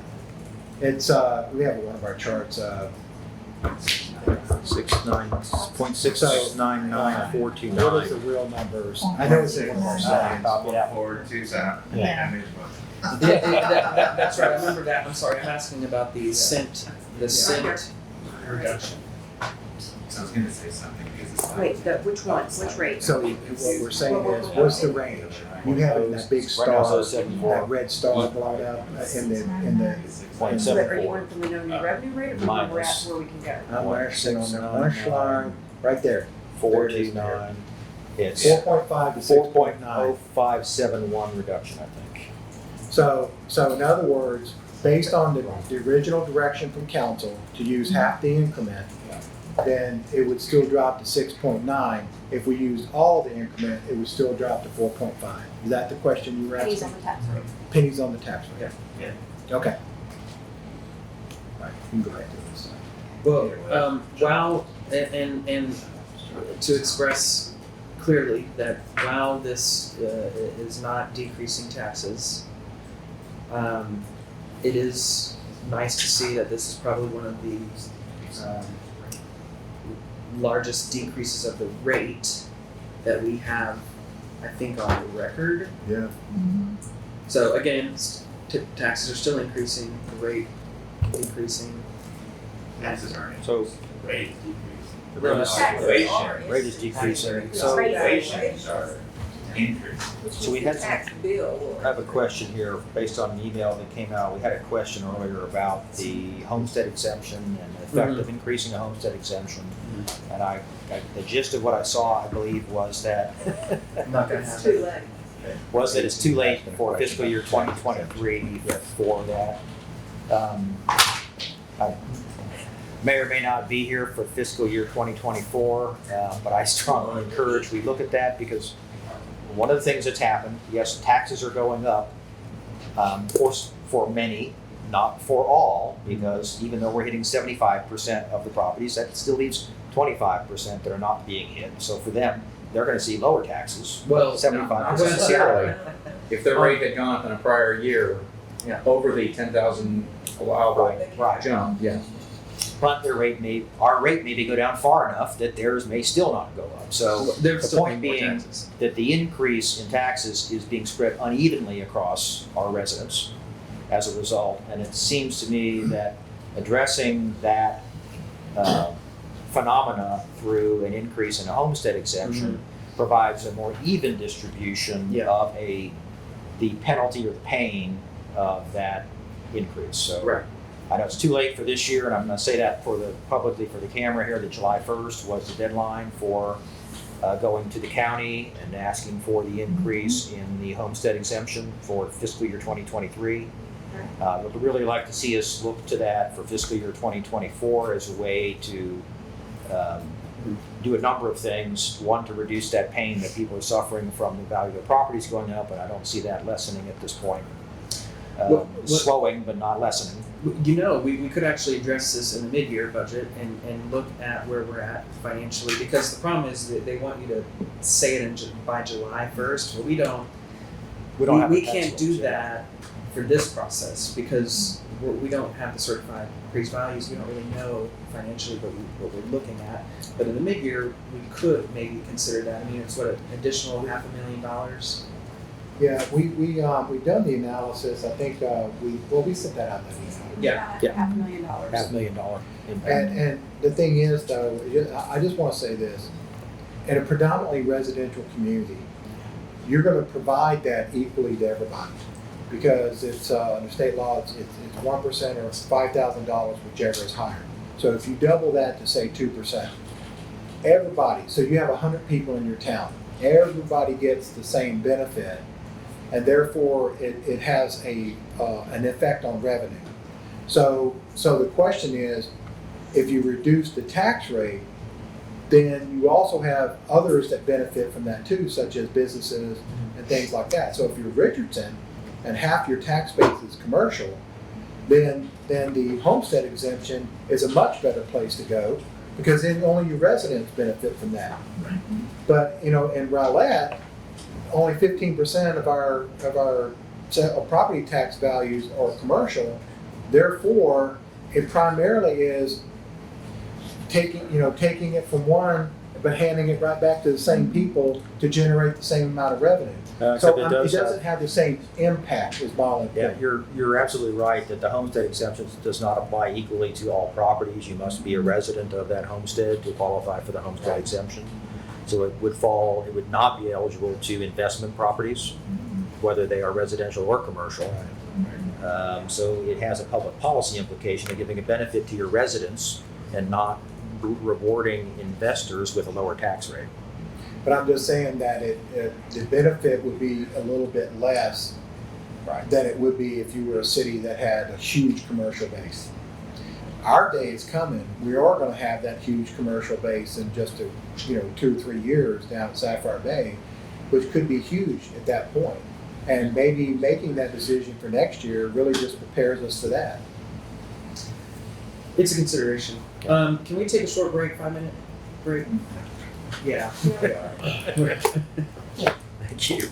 All right, so we'll be back here in, I guess, 2:58. We'll try to be here. All right, so we were on page 20. Do we have any other questions on page 20? What about page 21? This one's interesting. So Mayor, I would say, and although we have a few slides, we may be able to just talk about it here. I just want to make this point.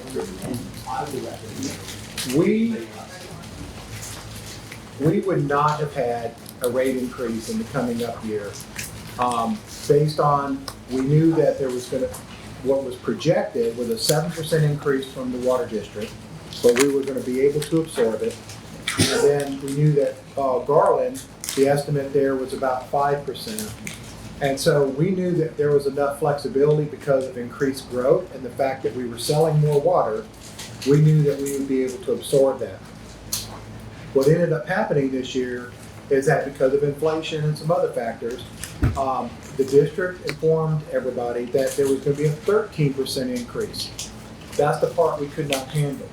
And so that's why we are proposing a rate increase. Now, you guys heard from our consultant, we did that back in June. So you do understand then, but this has to be passed on. We're not passing on the sewer increase, the 5%, because we already had the capacity to absorb that, but we did not have the capacity to absorb the water rate. So this is why we're proposing for, let's say, the average residential customer, roughly 7,500 gallons a month, it's about $2.21. So, And the water district's reason was because inflation, join the club, we're all doing it, and Rowlett is still capped at 3.5% every year. So the water district has autonomy, they can raise their rates as much as they want to. well, and we're passing on that inflation as well. Yeah. You know, and quite frankly, I mean, even a lot of our vendors are wanting to push up their prices. Some of them are locked into contracts and can't do it right away. Some of them will be able to do it in the future. You may remember last year, the FCC with our trash service, they have the ability to increase the rate based on a formula tied to fuel prices and CPI. But last year it was negative, 3.8%, and we reduced the rate. This year, it was a lot more than 5, but they're capped at an increase of 5. So we're also going to have a trash increase of about, I think it's 67 cents a month. And that's for one polycart. If you're commercial, then it depends on how big your containers are and how often you have it picked up. You know, some restaurants will have it picked up daily, you know, for example. So those are the only two things that are going on with our enterprises. But I just wanted to make sure that everybody understood that we would not have had to pass that rate increase on if we had not seen what's happening in the economy with inflation. Any other questions on page 21? All right, page 22. Okay, Mayor, this is where I know, well, first off, let's see what questions council has. I just want y'all to know, though, we do have a number of slides we'd like to review with council dealing with this specific proposal. The pay raises and stuff like that. You want to do that? Yeah, I really do. Yeah, do you have any questions? Because I think this is, you know, just like the last discussion took a while, this is going to be one of the things that we think is going to take some time. I think we do the slides and then I'm sure there will be questions. Okay. Yeah, okay. All right, so let's do that. I'm going to skip that. We'll come back to that in a minute. Okay.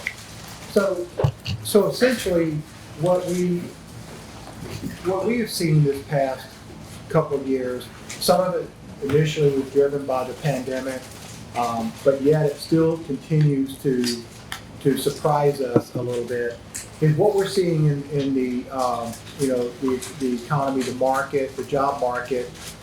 And you know, we saw a number a couple months ago, I think it was either the May or the June report, that said unemployment was 3.5%. And I think I saw yesterday it's now 3.8. But really aggressive unemployment rate that normally would be a huge win politically for whichever party is in power at the time. But what I still keep asking myself is, we know that millions and millions of people left the job market and millions have not returned. So the one thing I would say is that the unemployment rate that is tracked by the federal government is based on the number of people who are seeking unemployment benefits and that are trying to go back to work. So where those people went, I don't know. We see it every day. You go to a restaurant, and maybe they only have one waiter. You go to a store, they don't have enough clerks. And so this is affecting all of us. We see it every day. We're seeing it in terms of being able to recruit and retain employees. Everybody's seeing it. So the thing that Rowlett has really struggled with, in my mind, is the one thing we hear from our employees every year is about pay. And so we feel like we need a competitive edge. And I'll go into that a little bit more here in a minute. but not just an edge, a competitive edge that makes people choose Rowlett over other entities. So, I like this slide because, when you really look at the real cost of turnover, this is almost white paper stuff that people don't pay attention to, but there is a real cost to it. It's not just the loss of institutional memory, which is important, skill sets that maybe you had that now you don't. We just talked a little while ago about the capital projects manager, which I think was, would have knocked it out of the park for us. But, there's the fiscal cost. There's retraining of the new person, the cost of, how much it costs to actually recruit new people. It's equipment you may have to re-outfit them with that the other person would not have needed at the time. So there's a real cost to turnover, and it's real budget dollars. Overtime, we just talked about in police, it shows up in overtime. Our turnover rate has been interesting. Even pre-pandemic, because that would have been let's say 19-ish, we're still probably somewhere around 13, 14%, turnover per year. Some of that's retirements. Some of it's involuntary. Somebody gets terminated. But a lot of that, is voluntary. And this year, we're approaching 20%. What we found was really interesting too is that we're hearing the national average right now is about 18%, and then I think somebody was telling me Texas was 20, but I don't remember who told me that. 21. 21. Texas is running about 21% right now. The point I wanted to mention is that we have hired 100 employees this year. That's the highest I've ever seen in my 19 years here. 100 people. Last year, it was 81, which at that time I think was the highest number we'd ever hired. We still have one more month to go. And so, we're going to be over 100 people that we're going to have hired this year. And then you look at, we currently have 37 vacancies, and I think this was a report I got yesterday, 13 of which are in police. Not all in patrol, but most of them in patrol. So it's having an impact even for the city of Rowlett. Again, we do an annual survey employee. We call it a climate assessment. What we do is we do back-to-back years, then we skip a year, then we do it again. So the idea behind that is that every year there are things that we learn from our employees. Some things we're able to fix quickly. Some things are longer term. Well, the longer term one is pay. That's the one because every time we get to the stage where we do the survey, we know what we need to do, we end up, quite frankly, not hitting the target because it's based on a static amount that by the time we implement our rates, everybody else has pushed the envelope yet again. And so what our employees keep telling us, and the reason this number continues to be so high, is that on October 2nd, they're behind everybody else again. Even if you push to the average of the market, on October 1, it's great, but on October 2nd, they're behind again by an average of about 5 to 6%. So how do we create a competitive edge so that employees want to come here and stay? Pay is one, and some cities have decided that's what they're going to do. Some is benefits. The difference between why somebody might work in retail, which maybe they really love, or why they may want to work in a business that has retirement and health insurance. People have to make those decisions for themselves. Superior culture. So we know culture has a huge impact. We know we have employees that tell us that from time to time. They can make more money somewhere else, and we know that from what the market tells us. But yet they want to be here, they want to stay here because they like our wellness program or they like something else about the city. A combination of all three, and as y'all saw in that previous slide, 20 different ways to retain employees. A lot of those things we are doing, employee engagement, the wellness program, all those things that we do, some of them we're doing, some of them we're not. The other thing is that we know is that no one size fits all. And I really like this slide, and I don't mean just the cartoon, but But essentially, cities are very, very diverse. If you are a private business, say let's say Exxon, yes, they have separation. They have people who work in refineries. They have the accounting back office staff and HR. They have different types of job sets or skills. But I would argue cities are even more diverse. We have police and fire. We have people who can arrest you. We have people who can bang the gavel and say you're guilty. We have people that will hold you in jail until the judge releases you. We have firefighters that will save your life, even when it doesn't need to be saved. It really is kind of an incredible diversity of positions that we have inside of a city, recreation and fun things that we do too as well. And so it just adds to the challenge of how do we create that competitive edge. So these were some scenarios that we considered as a part of the process of deciding what's going to make it into the proposed budget. And I'll just say this, and we'll go over the actual proposal here in a minute, but the proposal we did make cost about $2.9 million for next year. So what we talked about was what would it have taken to get to the full real-time market? The real-time market being, if we were able to survey the 18 cities that we do our comparative analysis for on October the 2nd, what is it that they would have offered their people? And what we know from looking historically where we fall along the route, it's about 5 to 6% higher than what it is the spring that we actually do it, which is always in the past tense. I mean, it's current at the time we do the survey in February or March, but so the cost to do this would be $1.6 million more than what we did put in the proposed budget. So about $4.5 million just to get to everybody to just around or at or above the 5% mark that we're trying to hit. Another scenario we looked at is that, and we've talked a little bit about this, and we're going to go over it more here in just a minute, is that, we're proposing to bring open range to the market average of the survey and use other benefits to encourage people to stay. But yet, for public safety who don't have those same options, for example, they can't take off an extra day a week, then this to get to bring, let's say that we don't want to do the flex schedule, then to get everybody to at least 2.5% or so would cost another $571,000. That's not in the proposed budget.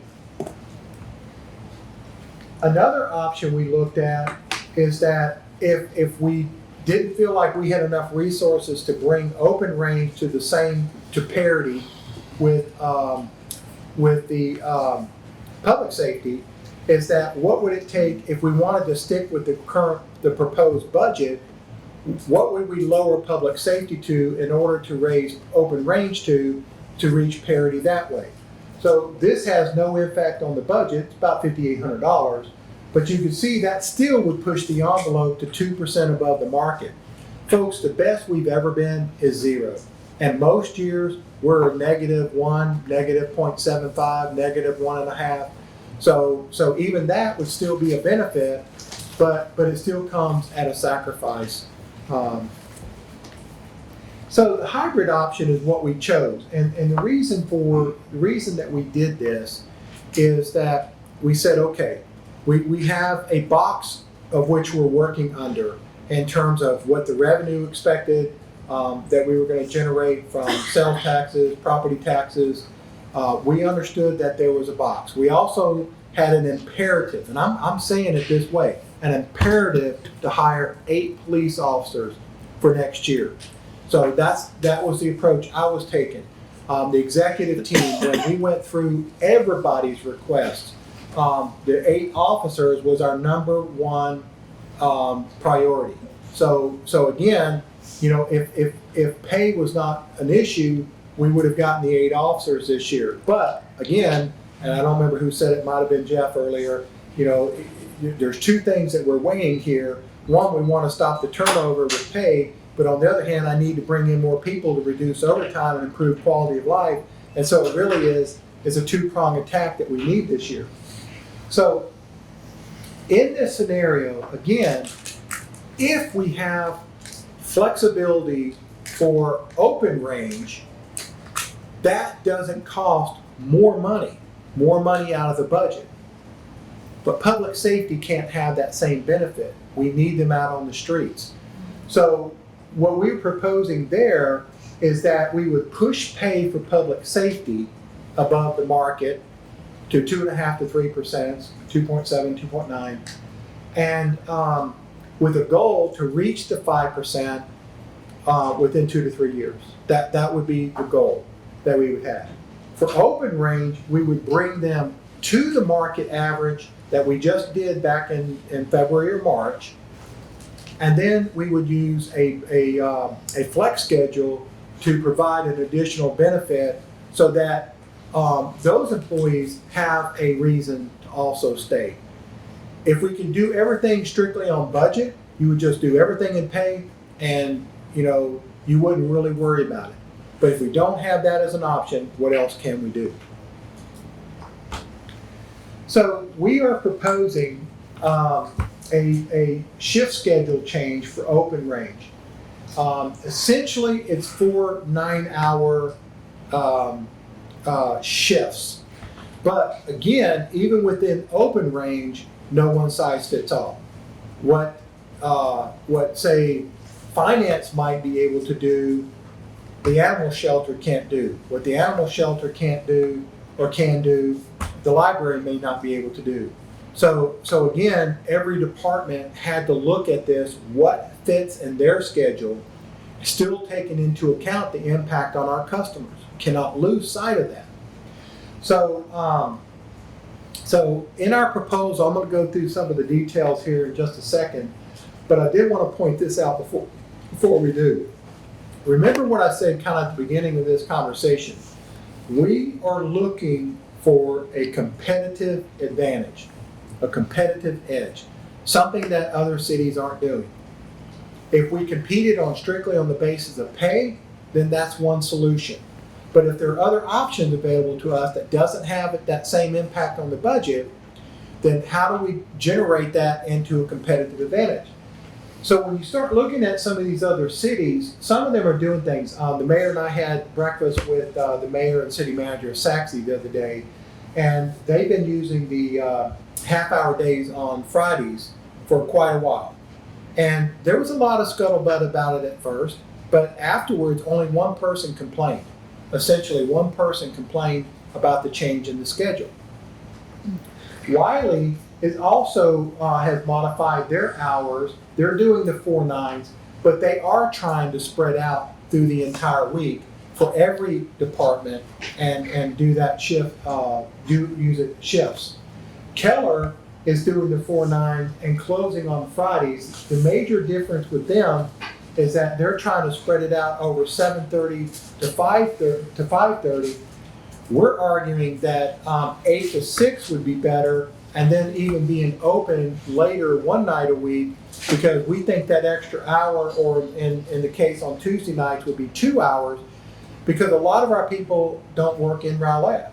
And so trying to fight traffic to get back, even if we stayed open 5 days a week but closed at 5, people still aren't back yet. They still can't get here by 5 o'clock unless they take time off from work. And quite frankly, not everybody can do that.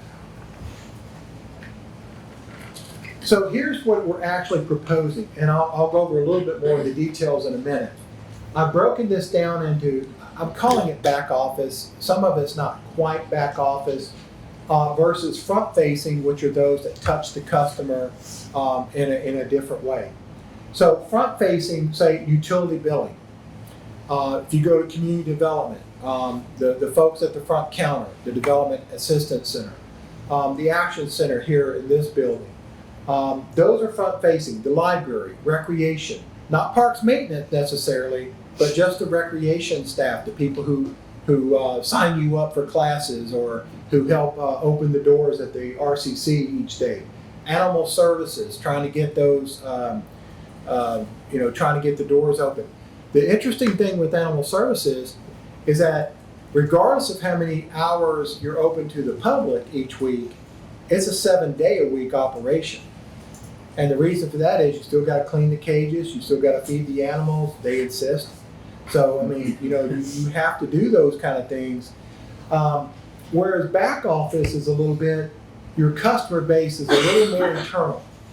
So, for example, budget.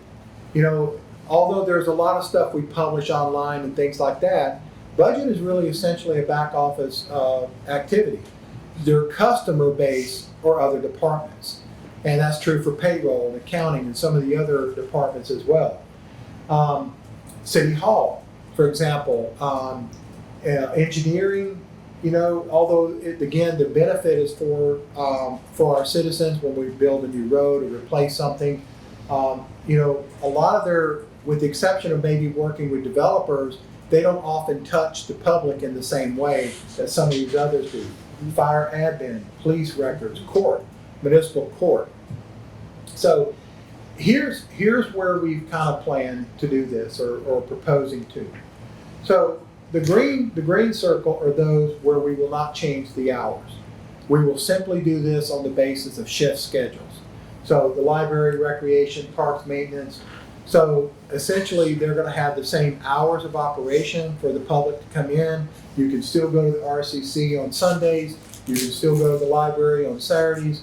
But they're going to schedule their folks around for shifts that try to generate the same kind of benefit that other open range would have during the week. The other thing is utility billing, development assistance, and the Action Center would be closed on Fridays.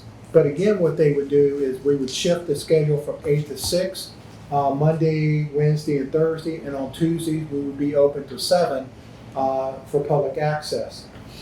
Back office, those that can will close on Fridays. We would be open 8 to 6, with the exception, of the Action Center, which would be here on Tuesdays. Tuesdays work for a lot of reasons. We have a lot of activity in this building on Tuesday evenings anyway, so it's a natural alignment. But it won't work for animal services, and the reason for that is what they have determined in going through the same exercise everybody else is. Fridays and Saturdays are big adoption days, particularly Saturdays. We also do a lot of special events with the Animal Services Advisory Board and those. And so what they would propose that they would be closed Sundays and Mondays.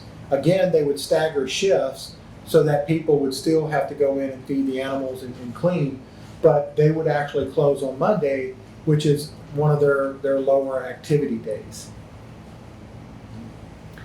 Now, when you look at activity, our premise was that, I guess if we were writing this as a thesis, and you still have to prove it with data, is that our Fridays are our least utilized day. And it is true to some extent when you look at the various different functions. But there obviously are people who still call utility billing on Friday. Thursdays and Fridays are our lowest days on average. Most of the departments, what we ask them to do is go back the last 6 months and take all their call volume, take all of their activity, and then what the number of actions or percentage of actions are done for each day, so we can determine where our heaviest days are. Front counter payments. The reason for the spike in utility billing is that we generally do cutoffs on Wednesday, and that's why people come in. I will tell you now, although I know we're on camera and we don't try to disclose this, we try not to shut people off on Fridays. And that's because, sometimes people are out of town or they get back, they weren't able to get in time to make their payment, and then they're trying to get water service over the weekend. It's just, we used to do it, I'm talking many years ago, but that was one thing that we did make a change in the past, is not to close people or shut people off on Fridays. We also don't do it during the holidays for the same reason. Action Center, same kind of activity. Look, Friday is the lowest day of the week for web QA. Now that's where citizens can go in and actually file a request for service, a pothole or a broken meter, different things like that. They also have phone calls. Just so you know, the call volume and the numbers you're seeing is actually the total for the 6-month period. So the staff also converted that to percentages. So you can see it's up to as much as 20% of the week. Community development, they would also do the Monday through Friday again, except for the animal shelter, which is on the next slide. But some of their services would still, they still would have some availability. People would still be on call. Some people would still be on call. The one thing that we also wanted to kind of maybe propose to council for consideration is to offer a discount for certain types of payments or permits to encourage people to do it online. Maybe we do this for 6 months, maybe we do it for a year. So I'll say this, for utility billing has had numerous online options other than people coming in to paying at the counter for years now. And over time, we keep adding more and more people who have signed up for automatic pay bank drafts, or who go on intentionally online and pay with their credit card, as opposed to people walking in the door and asking for help or wanting to pay a bill. We still get those, we still do, and some of our numbers on the previous slide show that. The community development is just now getting into a software, MyGov, where people can fill those out for permits. And quite frankly, it's starting to see some early success, but it's still in the infancy. So what we thought is, your institutional contractors and developers, they already know the plan. They have staff on hand. They want to use the online. But what we thought could help reduce some of the call volume, or not volume, the foot traffic, is by offering a discount for, say a period of time, whatever that looks like, to encourage people to pay online. Maybe just 10%. That's what we kind of have thrown about. So a fence permit would cost you $27. A solar panel would be whatever $15 is minus $150, $135. Swimming pool would be $270. And again, that would be for a period of time. The amount we think it would cost somewhere around $10,000. I would not propose to adjust the budget for it, because I think that, what we've seen is permit revenue, because we're a conservative lot, permit revenue comes in higher than what we actually budget each year. But I think this would be a really nice way to help transition into the schedule, encouraging people to use online and still having additional hours for people to work during the week. Question, Brian? Sorry. On this one? Okay. Yeah, is this the office staff only? Would inspectors still be on Monday through Friday? Manal, can you help answer that question? So, with the inspectors, we would run a schedule of Monday through Thursday, that's the proposal. Regular hours closed on Friday unless there's an emergency. If there's a gas hookup or water meter, electric meter that we need to do, we would attend to it as an emergency if there's work. I struggle with that because I know a lot of these subcontractors work Saturdays, some even work Sundays. And if you have someone calling for inspection on a Thursday and you tell them you're not going to get it until Monday, you just set them back 2 or 3 days. But we don't do it on weekends now, do we? Correct. But we do it on Friday. Right, that's correct. Yeah, so they can inspect on Friday. That subcontractor then come to the next step and start working on Saturday, which they do. I know we looked at an option of not necessarily being open to the public, but staggering our inspectors so that one or two could work on Fridays. That was for the engineering inspectors where we could do that. We only have 3 building inspectors, and so in order to meet a rotational schedule, we would have to do this if they were to capitalize on the off days. So in this instance, we were deeming the emergencies up to, the building official or an inspector to come in and handle it as an emergency. Typically, we see if work is done without a permit, that someone will come in the following week and secure the permit. Generally, most people do, when they request an inspection, it is a next day inspection. So yes, Friday, it would be a bit of an education to say, let's, start preponing your inspection or looking at it in that manner. Well, I I think do it's- understand where you're coming from. Yeah, That's it's- something we struggle with too. It's more than just an educational item. It actually is money out of their pocket. These guys work 6 days a week. And if they can't work on Saturday, they can't work on Saturday. They don't get paid. So I'd like to look at that more closely and see if with the three you can at least keep someone on so that each day maybe someone gets Wednesday off instead of Friday off. Right, so one of the, just to preface, if work is to occur on a Saturday, that inspection will not occur on that Saturday if someone does. No, I'm saying if the inspection's called for on Thursday to be taking place on Friday. Yes, so Yeah. Friday is the gap, you're absolutely right. So if we were to do, with 3 inspectors, the rotation is very difficult, so we could just Yeah. maintain regular hours, or we would have to work this type of solution. So let me say this, and I think this is a good place to pause for a moment. One of the struggles that we would have in this scenario, or at least in terms of opportunity cost, so to speak, is that when again, not every department is the same, and in trying to figure this out. This is why the library and the recreation has to be totally different. But we are proposing to do this without increasing the budget for overtime. In other words, having people, scheduled to try to get that work done in that amount of time. Some departments don't have enough people to spread out enough to be able to cover that kind of a shift. And a constraint that we did was that what we're saying is to try to figure this out, to do this, and so that people would have off 3 days in a row. What we do know, for the example of the animal shelter, we can't make that work because of the way. But on the days they come in, when they don't have, they're not open to the public, they're able to come in only for half a day because all they have to do is clean and feed, and then they would be done.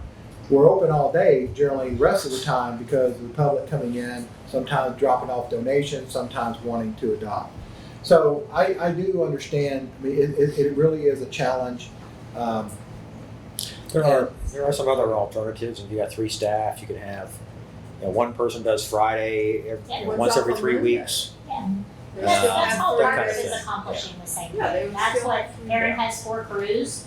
One crew works Monday to Thursday, one works Tuesday to Friday, one works Wednesday to Saturday, one literally works Friday to Monday. They're our weekend crew. We do 7-day-a-week service. Give it So there's some flexibility in there. Yeah, I think this is one to look at if you can, because it has a real economic impact for people, both in terms of the residents getting I do agree projects with the done. Friday. The reason they did that with engineering is that a lot of times when a contractor says, hey, I can pour the concrete on, say, Friday, we don't really have an option to say, no, you gotta wait till Monday or pour it anyway and we'll come back and check it later. Right. Gotta make sure the rebar is in there and all. So we will take that under consideration. Thank you. Brian, in regards to the proposal to incentivize people filing things online, I think that's fantastic. I'm a huge advocate of moving toward that, and I think it would make our department a lot more efficient. I don't know what that percentage looks like or what would be budgetarily possible, but I think it's a great idea. I agree, and I wonder if you could also offer the same thing for the utility billing, even though you already have a lot of people doing it, you could get more of them doing it by offering some kind of It's a much bigger expense. Well, what, Did you offer this time when you first started using it? no, we actually discussed it with council and we were concerned at that point. Y'all gotta remember when that happened, we were still in the middle around that 5-year drought, a 4-year drought we had, and we didn't really have much reserves. We do now, and so maybe that is a good point. Maybe we can do that there maybe a too. smaller, In order, you have to sign up and then, So that's not, I like And let me tell you, I mean, I love the idea. I think this is a great way to get people used to the idea. And if you want the personal contact, somebody to talk to and look at while you talk to them, then you still have your chance to do that too. But I love the online. I might consider doing that discount for a certain period of time, and then after that period of time, doing a premium for in-person services. That's what's costing the city money. I'm sorry? Huh? I didn't hear that. And I'll get a lot of nasty emails over that one, I'm sure. He said do the discount for a period of time and then charge a fee. After that period of time, start charging a fee Cost for you an extra buck to do it in-counter in person. service. In-person service. Oh. Yeah, let's not go there. Seniors who don't have it. Let me block my emails right now. I wouldn't go there. I wouldn't go there. You mentioned a while ago about the bank drafts. I have yet to see how I can set up a recurring on utilities. We will help you with that. Okay, because it's not intuitive. I am glad you said that, because I said the same thing in a meeting last Because year. I used to never even worry about my bills before. I'll let it go for a little bit. And I think that would cut down on Just for a little cut bit. offs, because people just forget sometimes. That's exactly right. Okay, so the MyGov thing, I used it last year, I think, when we got a hot tub, and the easiest thing to use. I rave about that all the time. So People can try ones. big benefit, totally for the 10% discount. Consider the 5% discount for online utility billing. See what that projected cost may be, and then we'll know by the next meeting what that cost may Well, be. and maybe what we do, let me just say why maybe the 10% would have still a bigger impact. figure out how to set up. This is a one-time permit. So we're gonna give you, say, 10% off on this permit for this time. The next time you do it, you know, we've already got you in our system, so you're not gonna get that benefit the next time.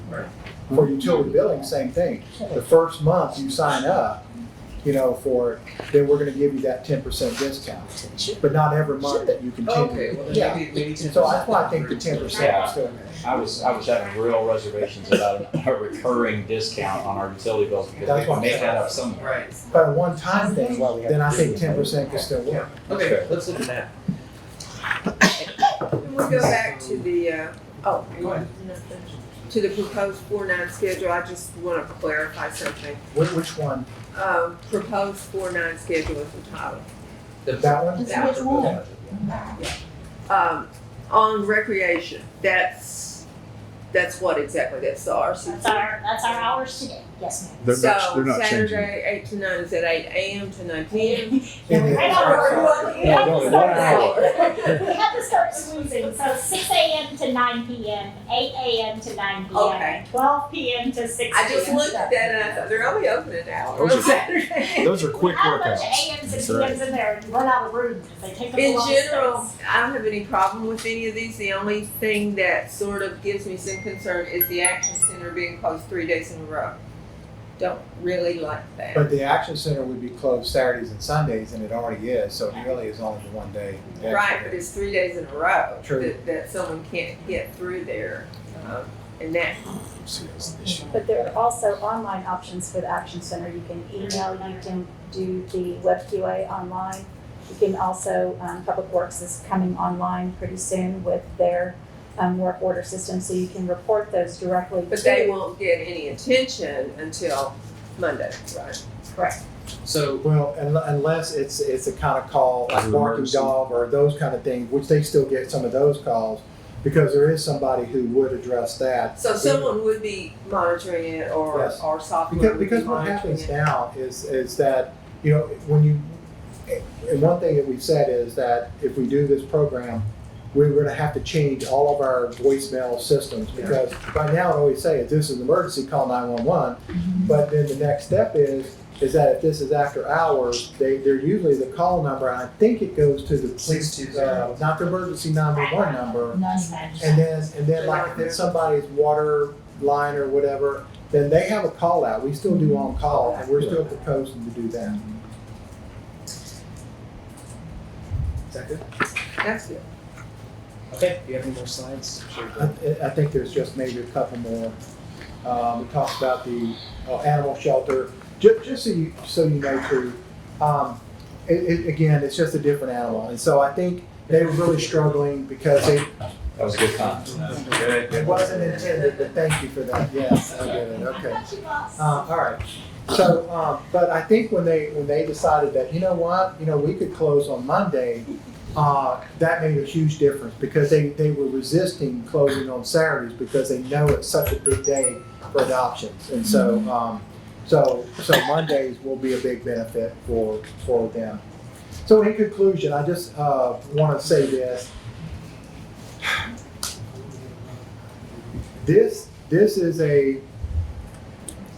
our purpose behind this is to try to create a competitive edge and an advantage, that we can tout when we are recruiting and with our employees. And recognizing that to try to give at least as much as possible everybody the same benefit. And if the benefit is not in pay, what we're proposing today has a huge impact. It's almost a $600,000 savings, no impact to the budget to do this. But if that is the choice, then I really strongly advocate that we address it in pay. So I think, and after discussing with our staff how we're going to take care of our customers, I think this is a great option. I think it offers some alternatives for our customers, but I also understand that there will be a education period there, and so I know we're scheduled Monday night. When we get to final decisions, I really want a commitment to that, and if you gave it to me today, that's fine, because we really do need to spend the next 4 or 5 weeks communicating that. There's also a huge benefit to our customers, right, Brian? Because we're open an extra hour, we're a veteran community. Now we're open till 6 every day. And on Tuesdays, we're open till 7. So people aren't having to take time off of work to do business with the city that they would have had to do in the past.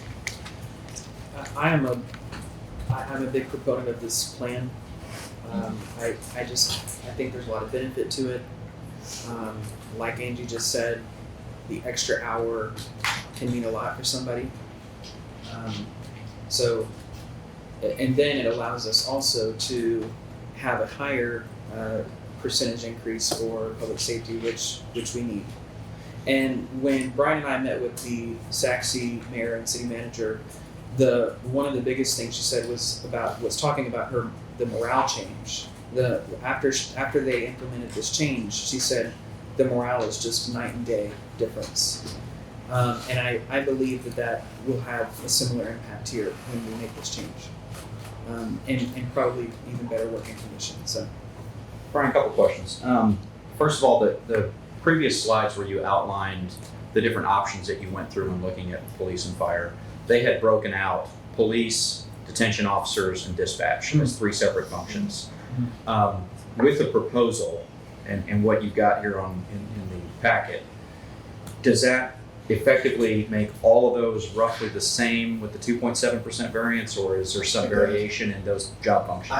I appreciate you bringing that up because I was supposed to pause on that.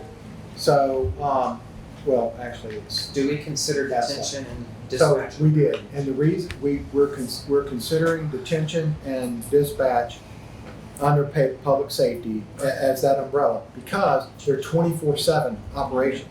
The animal shelter is 7 days a week, but not 24/7.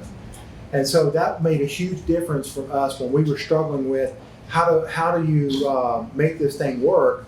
Is that they can't do the same schedule that open range would do. So we're proposing to include them with the 2.7 to 2.8% increase. And so each of those functions are kind of effectively around that 2.7 and it averages to that, right? It's not like police is at, your patrol officers are at 10% above market and everybody else is at That's market. right. Everybody's kind of at the 2.7. So That's right. Okay. I noticed on the other options, you say step or merit increase, and on the hybrid option, you just say step increase. I know step and merit are 2 different things. So this would be an automatic step increase and not based on the merit? Okay, here's why. Dispatch has steps to the midway point. After that, it's merit only. Detention doesn't even have steps, I don't think. Is that? They do not. They do not. They do not. And then police and fire do. Sworn do. So not administrative personnel, police records, they don't, but everybody else does. So what we were trying to acknowledge here is that we're not going to change the step or the merit system. Okay. All we're doing is bringing pay to roughly that 2.7%. 9% increase. I would note that the latest data we got on the vacancies, that 3 of those, one's a new position, but 3 of those are detention. We have struggled on detention. You remember a few years ago, we were struggling with dispatch, and that was almost 2 years before we finally got enough people on board and got them solo, because we were spending at one point $300,000 or $400,000 a year on overtime alone, just trying to solve for dispatch. You had officers. That's right. That's when we created this step plan, at least to the midpoint, and we raised pay there. So we think that this was that we felt like it was essential to include detention and dispatch with this plan. Good idea. Brian? Sorry, go ahead, Jeff. Are the vast majority of our open range staff classified as salaried, non-exempt employees? It's a combination of everything. So they're exempt, like a lot of your leaders, supervisors are exempt, professionals are exempt, and then all your rank and file pretty much are non-exempt. Okay, but are they salaried? So Are they paid? we're following the Fair Labor Standards Act to the exactly. So you measure each job based on those factors and make a determination whether it's hourly or exempt. So we do identify which ones are exempt and which ones are hourly. It's probably about 1/3 to 2/3. Okay, so here's why I ask. If we are effectively moving to 4 9s, are we in essence giving our people who are now going to be working 36 hours and are paid on an hourly basis a pay reduction by having them only work 36 hours? We're not proposing to cut pay. Okay. In addition, for our salaried employees, it seems like we would effectively be giving them a 10% raise, because now instead of working 40 hours a week, they're only working 36. So let me say this, for exempt employees, we're not working 36 hours to begin with. Understood. Yeah. But on paper, what's the 36 hours? Okay. Sorry. We are not doing this to cut pay or anything like that. What we're proposing is essentially this benefit to those employees. For hourly employees, we've working through with Richard in finance, we've actually calculated at what point overtime kicks in and things like that, which I don't remember if it's 44 hours or 41. 40. It's on the 41st actual work. 40. Actual This work straight hour. time, Actual work Straight time. time until half happens at 45. It's on the. She said it correctly. I thought it was straight time 36 to 40, and then time and a half at 41. Straight time overtime for, yeah, those 4 hours, and then it's time and a half after on the 41st hour of actual worked time. So that's the mechanics of how we would calculate it. But the bottom line is this. Public safety is getting essentially a 10% raise or more. Mhm. So this benefit essentially is equivalent, but it's more of an intangible. Okay. But you're correct, it's approximately 10%. Okay. I mean, I like the program a lot. I just am trying to, We're not cutting pay. with the variety of types of employees we have, whether they're salaried, not salaried, exempt, not exempt, and there's 4 different potentials there for a type of classification. How does each one work is what I was getting at. So I think I have a good understanding. Yeah, and we do think that the plan as a whole, for the most part, provides the same level of benefit for everybody. And for all the department heads in this room, yes, I know none of you work 40 hours. I know none of you will be able to work 36 hours. I totally get it. Totally get it. I'm in the same boat. All right. Sure. So, so that's you and that's you. Anybody else? Yeah, I'm in favor of this. You want a commitment to the 4-9 program. That's what you want in the commitment to today. I'm ready. Yes. I'm ready With exception, we may make an adjustment on inspection. on the inspectors, Yeah. but they would still get the same hours. It just might be a different day. Yeah, Adjust A that. different day. I'm totally in support of that. We'll see if that's possible. Yeah, I know. That's why I'm going to challenge her to help us figure that out. Matt? Oh, I'm 100% for it as long as service doesn't suffer. I mean, it's all about flexibility. If we're meeting the needs of the citizens and our customers, you guys know how to best to set up your operational standards, so 100%. Right. Yeah, I was actually kind of surprised that this was a council decision. It seems like an executive decision rather than a council decision. But yes, I think the idea of using a program like this to improve retention can pay great benefits. I did have a couple of questions. We talked, I think, a month or two ago about work from home opportunities for people, and hadn't heard anything since then about whether that's part of this. We already do that. So we already provide that opportunity for employees. One thing that we have talked about with this particular plan, it does make it a little harder to be able to do that, particularly when you're going to take, in some cases, some smaller departments, and making sure that there's always a physical person, for the customer. So there still could be opportunities. Sometimes people say, look, my spouse is having surgery, but I can still work from home while I take care of him. We'll still allow those kind of things. There's still going to be flexibility. We can't just cut all that off. And do we have this just occurred to me because we had to do this. Do we have the technology in our phone system so if you have to have phone coverage while you don't have a body in the office, that we can do that? We already have that. What we have talked about is we are going to have to change the way that our software is set up so that we can give a clear message to people of what to do on the different day. But the technology is there. There might be some changes in the software. COVID kind of forced us to figure those things out, specifically the action center. As well as weather. I'm really glad I retired. That's right. It was. We worked virtually during the ice storm. Yeah. Yeah, what the mayor's referring to is that if, let's say we had another big tornado, we have a whole bunch of people signed up. They can take their laptop from home, put on a headset, and start answering calls. Good deal. Separate but related question in terms of the retention issue. I haven't seen anywhere what we budget annually for training per employee, and if we looked at that as another penny, if you will, in terms of keeping people. We did that one time. I felt like it was last year or something. I remember seeing something because we did a comparison. You know what? It might have been in a department's budget. I think I saw it in the fire department's budget. It was pointed out in June. We did. We provided that to council then. We'll pull that out again. We'll ship that to you guys.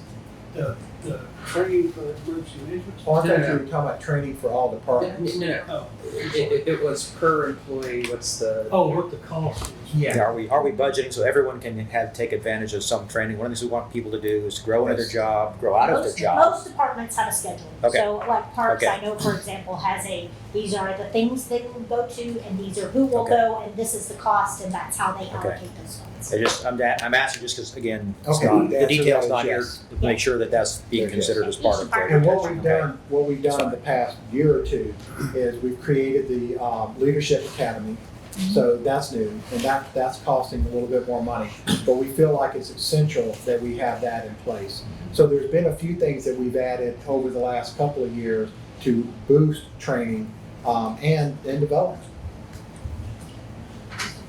We do need to look at fire department though eventually because they are pretty behind in the market in terms of training dollars per firefighter, like one of the lowest. Okay. And to each year, Brian, directors are able to shuffle funds within their operating budget to ensure that they have enough in their training or whatever training they have slated. So, I'm good, yeah. You good? Yeah, just I'm cautionary on something like this because when you make this kind of change, it's really, really hard to walk it back. Yes, it is. I might say let's proceed with this, but it's after 6 months, do an assessment, make sure that we are achieving the goals we intend to achieve with it, and that we're not causing any side effects that we can't live with. So Brian, we will do that anyway. Yeah, I I think know we would. Saxy told us they did the same thing. We will track our interactions, particularly those after hours, and we'll make tweaks where we need to. But I would be glad to do is a gauntlet thrown down 6 months, we'll come back and let you guys know exactly how it's working. Excellent. I am totally on board with this. I think number one, it gives, and I think the employees will embrace this. There may be some getting used to it, but I think the quality of life thing for having a 3-day week would be great. And I'm especially happy that we're going to put public safety on that path, that we can get some parity in a couple of years with our sister cities. So I'm totally for this. I am definitely in favor of it. That's 3 days, just go out, they can go on vacation for 3 days. So, I'm in favor of it. Well, then our next step is, and we've already kind of started our communication piece, so that all the different things that we're going to have to touch in order to communicate that to the public. But thank you for this, because that just gives us a few extra days to get ahead of the curve. So on this, in terms of education, will this take immediate effect October 1? Okay, so Yeah, well, it will October 1, but it also depends on how fast we can get everything pulled together. okay, so when do you suppose to start the educating piece of it? I'm emailing Denise right now so we can set up a meeting quick. Right now. Don't look for anybody in the office tomorrow. It's Friday. Nobody's gonna show up tomorrow. Holiday. It'll be empty. Yeah. So I know we just want to make sure that we cover our bases, make sure we do as much as we can to educate the public, social media, maybe water bill, notices on front doors of buildings. Well, that was the other thing, Mary, and it's a good point, and I appreciate it, because water bills, it's a campaign. It's every place that we touch it, we're gonna have to communicate. It's, the library and recreation may not have a lot of communication about it, because you may put them there because there's high usage, so you can put them there, well, but yes, for that reason. Okay, good point. But I think in some of the other places, it really is just, where the impact is going to be felt the most. And so, okay, very You good. have to realize that people are resistant to change, so that's gonna have to be overcome, and we need to focus on the benefits to them rather than the benefits to the employees. We know the benefits to the employees. Denise will help us with that, but you guys giving us the authority also to help with the discount, to really encourage people to do more online stuff, I think is going Tie to them be really together. cool. Yes, yeah, absolutely. not a bad idea. Okay. Also, from a website perspective, our website is vast and wide, and we're probably gonna have to scour it to make sure we capture all the places that have posted hours, as well as any documentation that goes out, for example, from community development that has posted hours on it, applications or information packets or anything like that.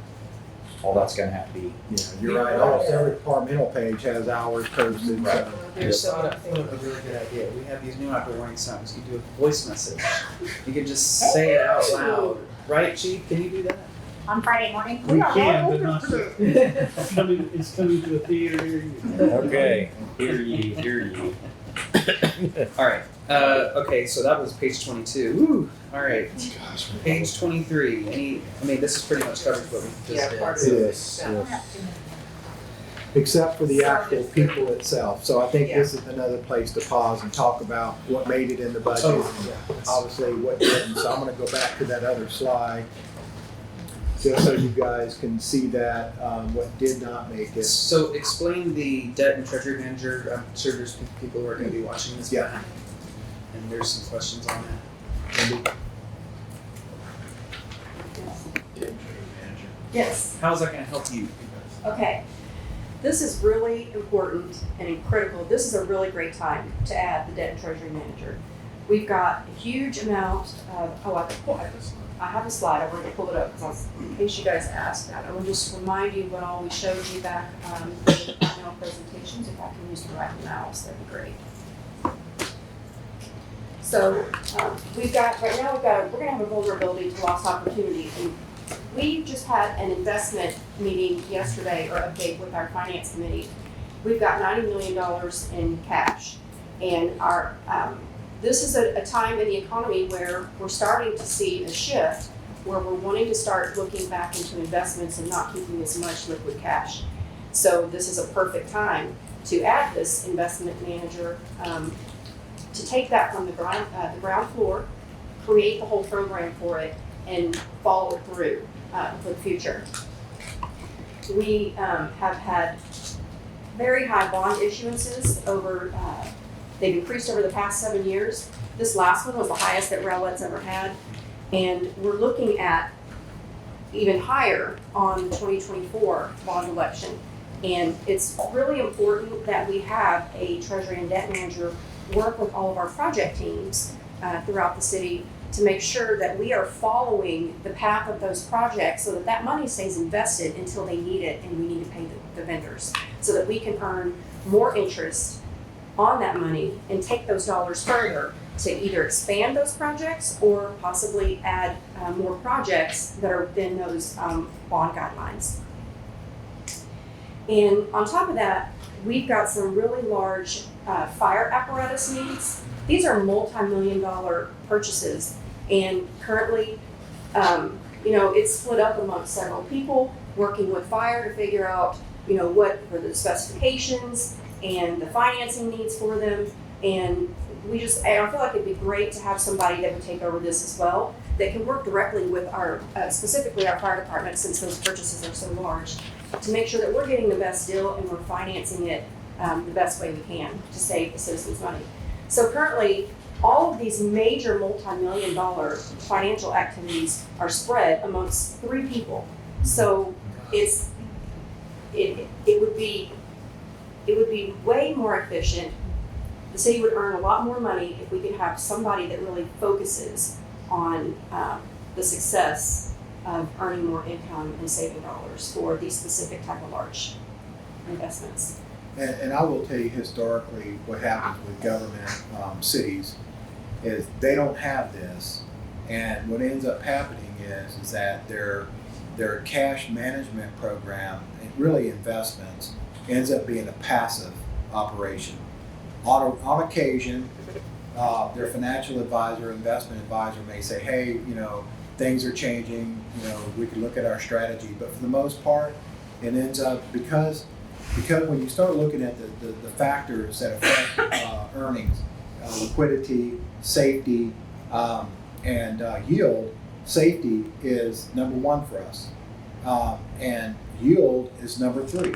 And so this is pretty much any government in America.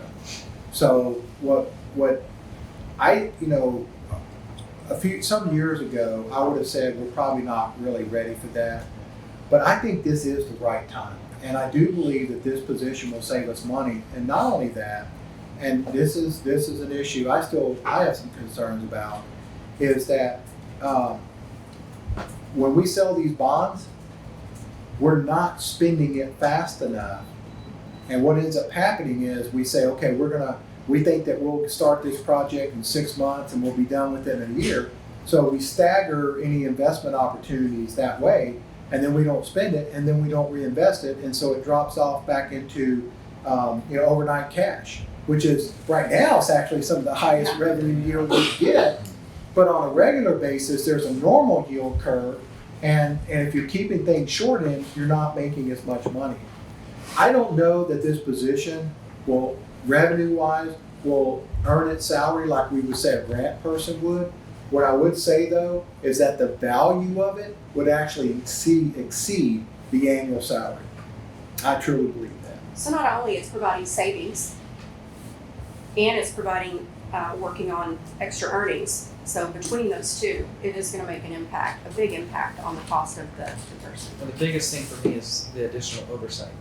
Yes. And additional eyes. On some very important things that we're spread out over. To think that we have 3 individuals responsible for multi-millions of dollars.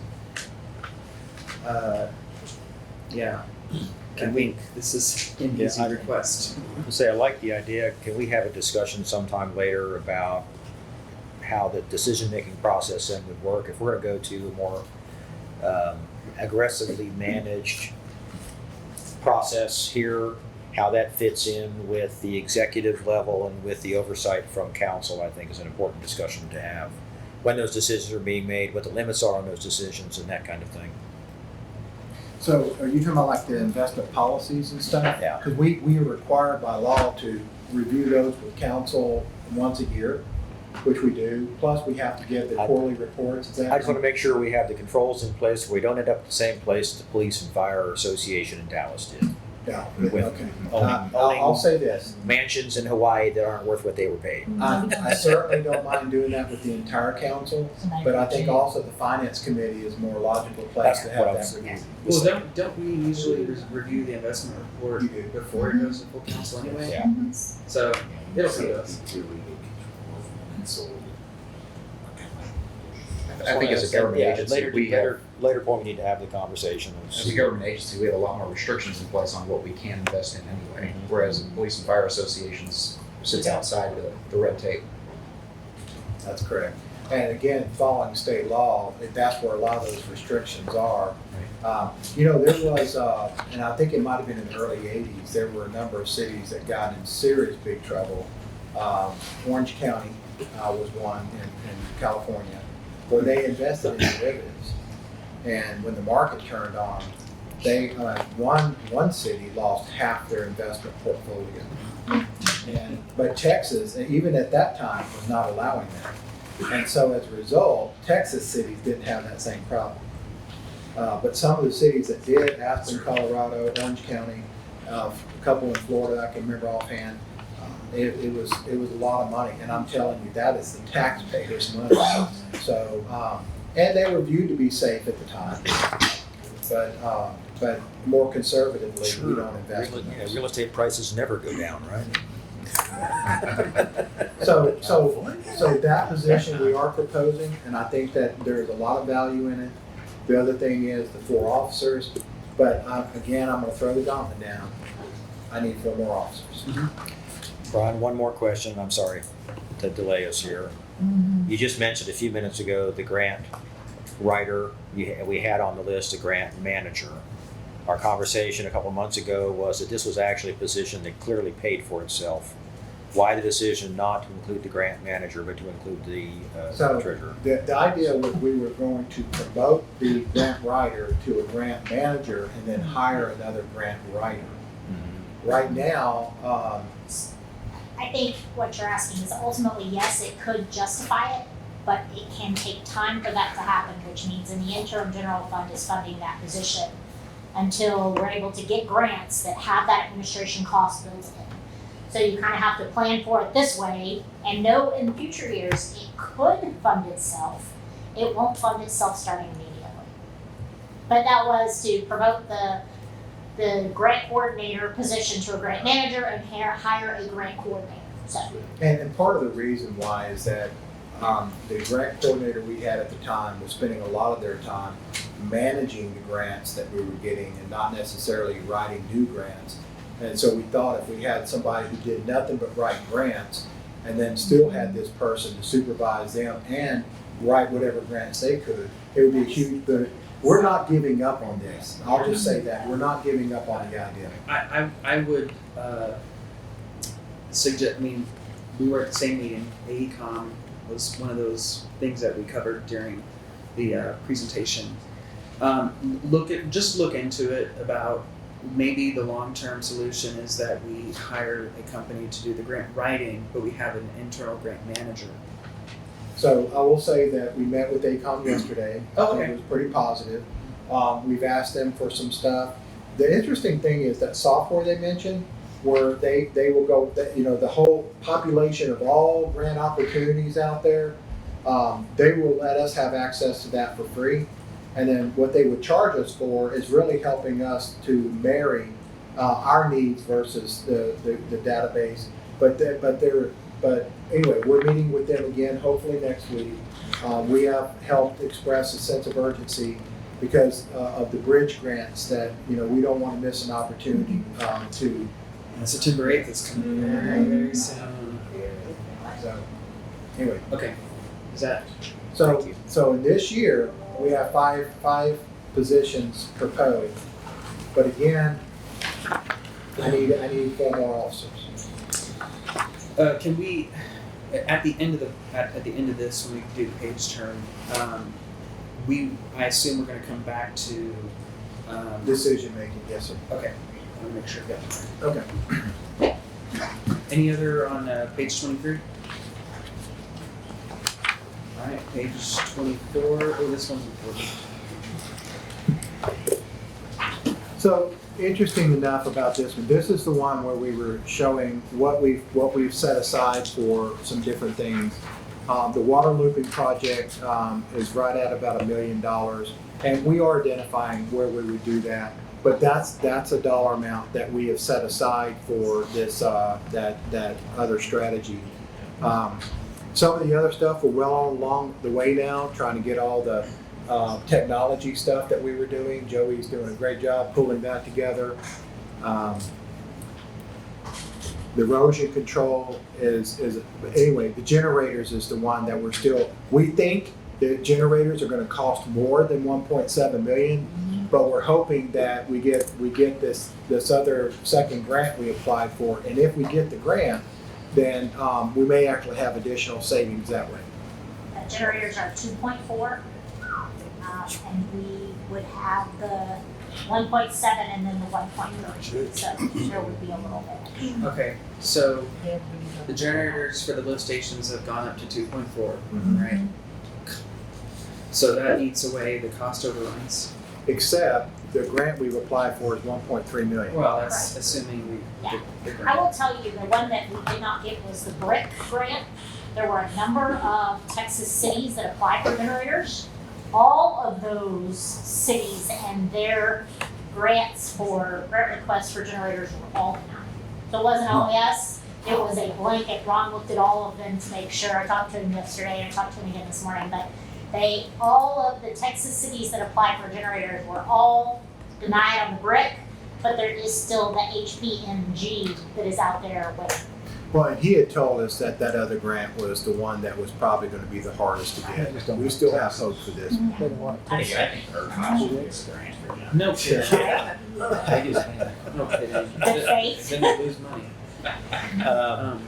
Comment on, okay, so water line looping we talked about a while back before something has come up recently about an effort we're going to be making, and I'm wondering if water line looping is something that we shouldn't be pausing given where we're trying to go. No. I do understand, but we don't know what I think. Well, I don't want to talk about it here, I guess, but There's ISO ratings coming up, there's Yeah. a number of different things that are coming up that water looping project, what Ronnie's going to do is get a plan and maybe be able to do some of the low hanging fruit so that we can develop a plan for some of those bigger Okay, I'm connections. saying I think we want to hit that hard to demonstrate our dedication to making sure that we have a good system. Sustainable system, Yeah, absolutely. that's the thing. If ISO comes in and sees, assuming that they see that we are going at this and making progress on it, that'll factor into our overall score. So trying to maintain an ISO 2 is going to be difficult, but to get an ISO 1 will be, if we didn't have this water line looping there'd be no way we'd ever get an ISO 1. No way. So it's a pretty important, especially for the fact that it would reduce the amount of times people see fire hydrants unloading an entire lake. Well, and then, that reduces our leakage from our system generally. That's going to be looked Right. favorably, I think, by our provider. So, If you remember, we've talked about in the past, when we talked about this in the strategy meeting, one of the North Texas municipal water districts is sustainability and conservation, and that conservation is part of the water looping project as well. So we have $341,682 in funds that were not allocated. I'd like to see us pay for the Quick Connect, which is the $60,000 expense for the RCC out of this funding, if that's possible.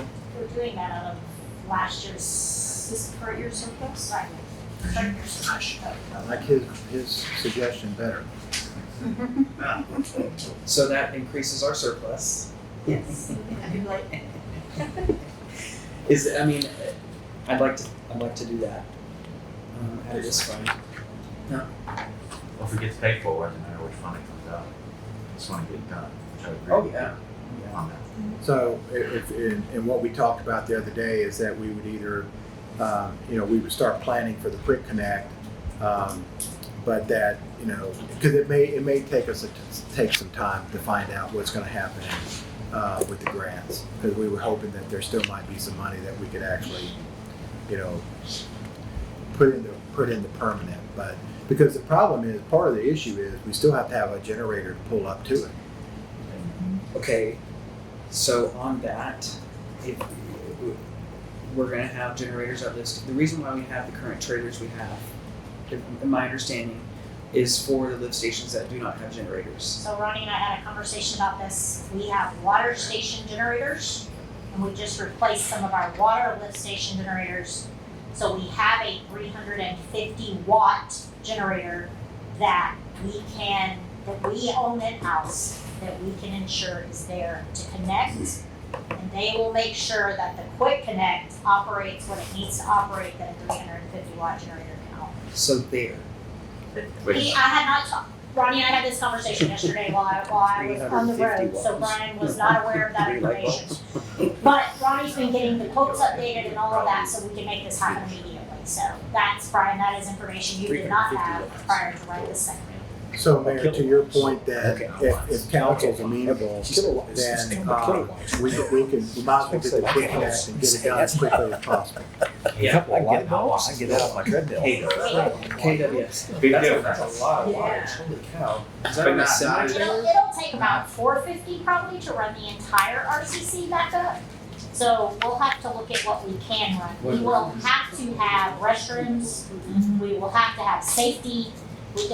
So Ronnie and Aaron will figure that out very quickly so that we can get this project. So And you Ronnie got updated quotes yesterday, so And you meant kilowatt, right? I did mean KW, yes, not watt. Kilowatt. Is this on a semi trailer? My goodness. They're big. Yeah, they're big. holy cow. We have 3 of them. They're brutal. That's what we use for special events. We use a 450 KW for special events. Okay, well, that's good news. So yes, we will expedite that and move forward.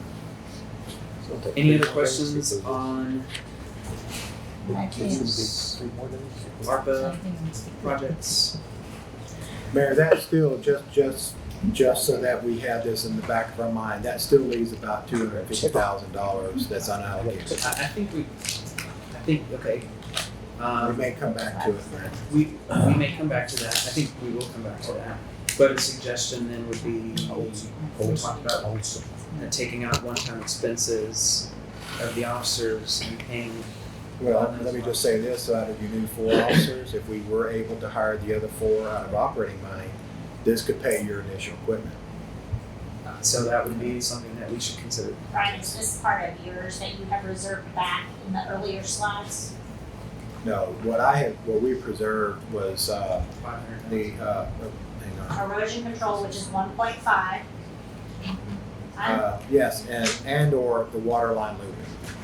Remember that was the The 2 water point. line looping the contract is done and it is already. I hear you, but I mean, initially, remember this was months ago, so we were thinking about 2.9 million, but the erosion control is part of it. I just thought that the excess was also part of it. I think the land reserve was the other component in that reserve, the 1.2 million, I think it was. And then either or of the erosion control or water line, I think is what we talked about before.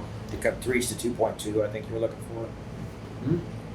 Well, we also have $500,000 to cover any shortfalls. Yeah, I think we can maintain Was that. that, it was cost, Yeah, that 2.9 million, do you know what makes up that 2.9 million? So I think our conversation, we're holding one of these things, and I think at this point we're holding erosion control until we know what happens for the grant. Yes. So we have the money reserved for the 2.2 million speed bump in 2024. Okay. But I guess what I'm just saying is that if we're able, if we set that as a priority to hire 4 more officers, and that I would prioritize using $164,000 of that to buy the equipment and gear, and then just have to come up with $300,000 for the salaries and benefits. Yeah, I agree. I think that's a really good strategy. Now, if we somehow were able to find the money to hire the other 4, then that would still That's what he's talking about. No, that is That's exactly what the it's- higher from the. The higher form where you send money to buy that. I think we gotta get Dallas involved in this erosion control thing, tell them, we need help building the bridge, or we're not gonna do erosion control and gonna continue to fill in the lake. I don't think we do erosion control on the bridge. I think we let it fall so that the state has to do This it. wouldn't include the bridge. Mayor, we have another 100 pages to go. Okay, No joke. 26.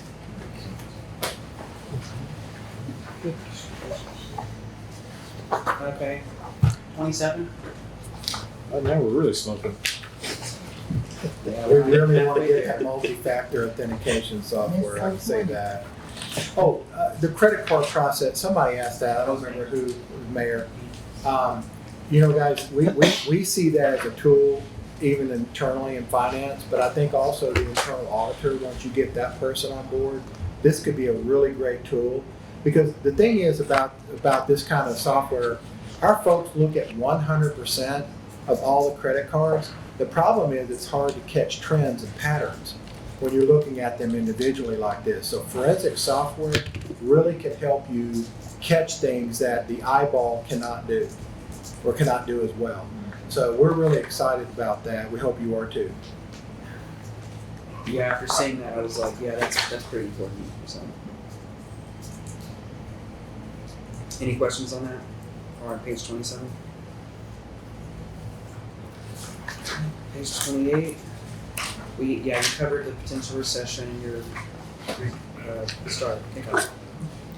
Sorry, on 27, there's a line item for council strategic priorities. Have we identified those?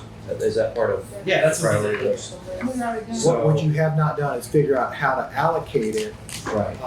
But we set it aside because I didn't want y'all to feel like you had to cut the budget to fund your priorities. So I wanted to have some money in there for that purpose.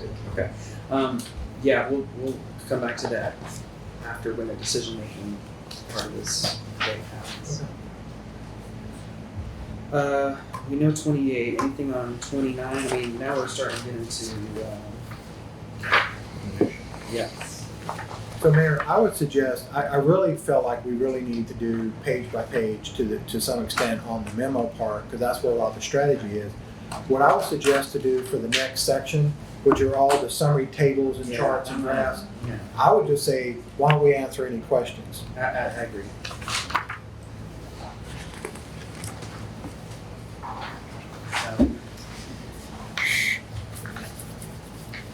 Any questions from?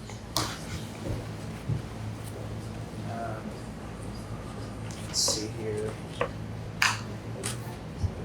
Yeah, we're not doing page by page, just going through this part. So page 32, I want to discuss a little bit of the vehicle equipment issues. So I understand that the ability to locate vehicles, I guess the supply chain has really affected some of our areas. I know fire is one of them. I know some of public works is affected, other areas, police. I think there was just an article the other day, I sent it to you, that Dallas police, they can't get cars for 2.5 years. They order and they said they won't get delivery for about 2.5 years. Some of that is the chips in there too. So. Right. So I know we discussed it. So do we factor that into future planning of okay, since if we know that a vehicle replacement is coming up in 2 years, do we order that now? So that we do have a handful of questions to ask you guys about a commitment when we do final decision making. That in other words, if it survives the budget process and we know that you're going to want to do it, that we'd like to actually order some stuff now for that very reason. Yeah. And as y'all know, we're looking at a trash service and we need an 18-month lead time to buy that equipment. Yeah. But so far, we're not having a 2.5-year lead time on police cars. It's more than 9%. It seems like it's highly variable. Well, right now we've identified 5 more on the ground. We just need a commitment. We have a So- great relationship with a fleet dealer, and we've had very good luck in that fleet dealer calling us and saying, we have this many vehicles, how do you need? And David has those relationships. There's actually 2 of them. I don't wanna say who, because I don't want everybody to go sell our cars, but they call David and say, we have this many cars, tell us how many you need, and we're being able to order those and then pay for them even the next fiscal year when they come in. We've had 3 or 4 different situations.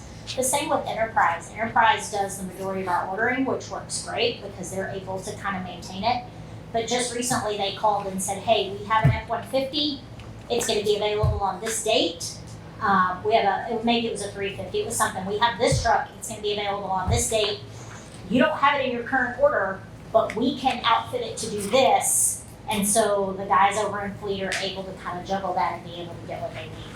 So, I know Public Works got a lot of new vehicles pretty quickly after the Enterprise thing. I challenged to look at Fire. I know that nothing has happened there. They haven't gotten anything. They're still running a 07 Durango with the smell of gas in the vehicle, so. The truck is theirs. The truck that she's talking about is theirs. Okay. But I would look back, we went to Garland the other day, and they're using a lot of cars instead of SUVs. Right. We can get cars quicker than we can get SUVs. The reason we get the Tahoes is where they do is they're police equipped. Right. But if we went to a car, we could replace the Durangos quicker. Well, that'll be between Fire Chief. Okay, thank you. Bigger trucks are harder to get. We're Yeah. finding 250s, 350s are harder to get than. Chief, are you good at driving a Prius around? Get you. I'd rather have you go. All right. All right. 33. So Mayor, one item we set aside for, because we thought we might spend a little more time, is all the CIP charts. Yeah. So I would say if we can just, even as a target, if we can get through this next, I don't know how many pages it is, just make sure there's no other questions on the operations part. I think we will have achieved a whole lot for tonight. Okay. Any other questions on the introduction section of the budget?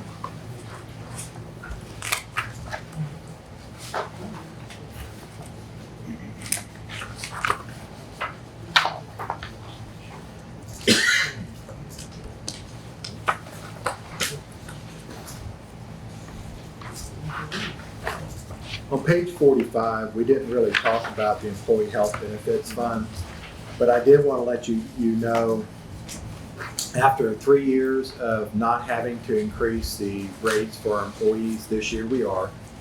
And for a family, the premium will go up 3%. For a single only, it goes up 8%, but that sounds like a lot, but it's like $2. You know, I mean, it's not much. But my point is that, 4 years now of really good data, really good numbers have really made our plan in great shape, great reserves. So we're pretty happy with that. I would love to have gone another year without having to increase rates, but to our employees. But this, in this market, to have gone 3 years without having to increase rates, I think was pretty extraordinary.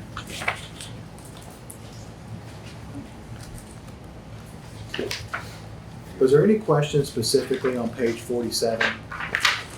Yeah,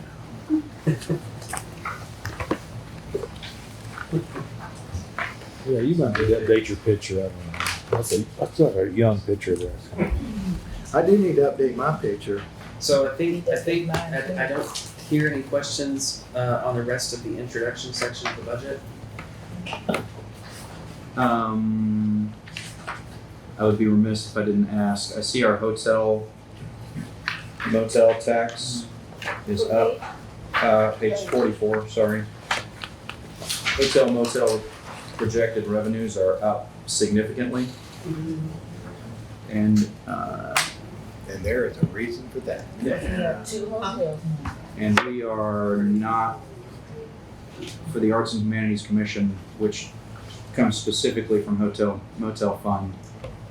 I don't see that their budget increase was granted. Is that correct? That's right, and that's why I think that second or third slide we showed everybody that all the requests, it showed you what made it and what didn't. Mm-hmm. So let me just say this, it's because this is a great story. As y'all know, we've been having some trouble with the owner of the one hotel we had in town. And twice we've been on the verge of basically a tax sale acquisition.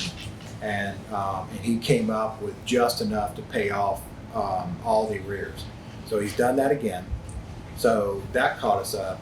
But then on top of that, and this was even more surprising, we were going through the June financial statements and we were looking at this fund, and what we saw is a positive variance for the first time in, I don't know, 2 years maybe.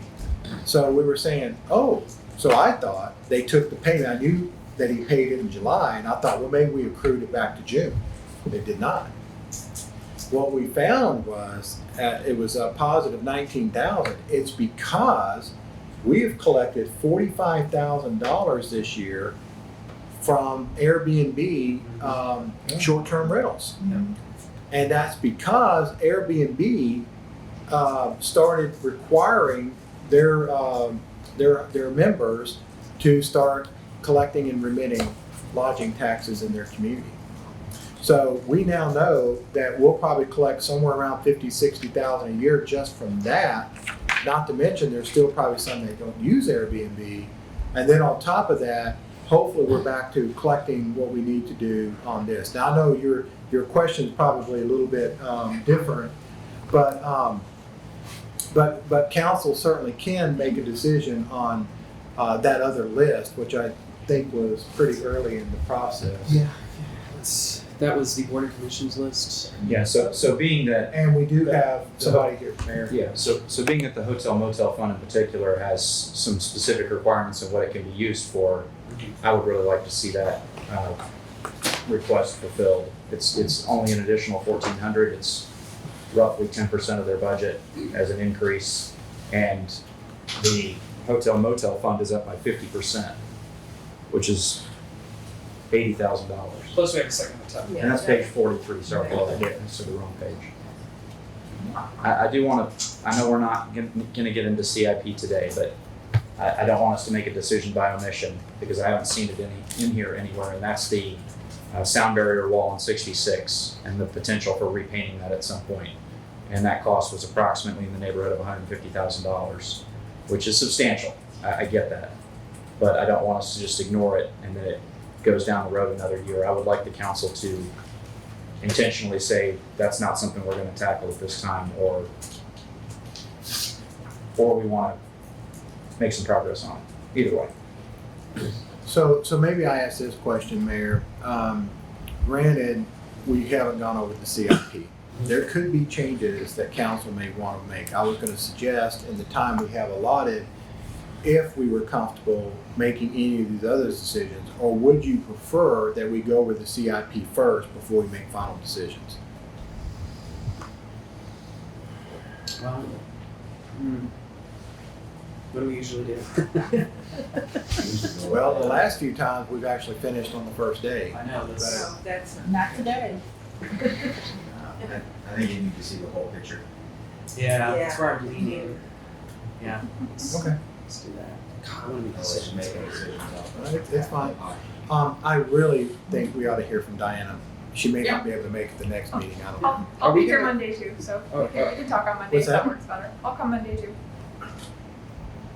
She's what? Well, since we're going to be deciding it on Monday, then it'll be fresh in our minds on Monday when we actually make the decision. Can she go first? Yeah, you go first. I'll be here. So. Then I think we've covered everything for today. Okay, good. I got a meeting. Okay. If y'all agree. Yeah, I think that's the plan. That's what she thought. This meeting is adjourned at 4:37 p.m.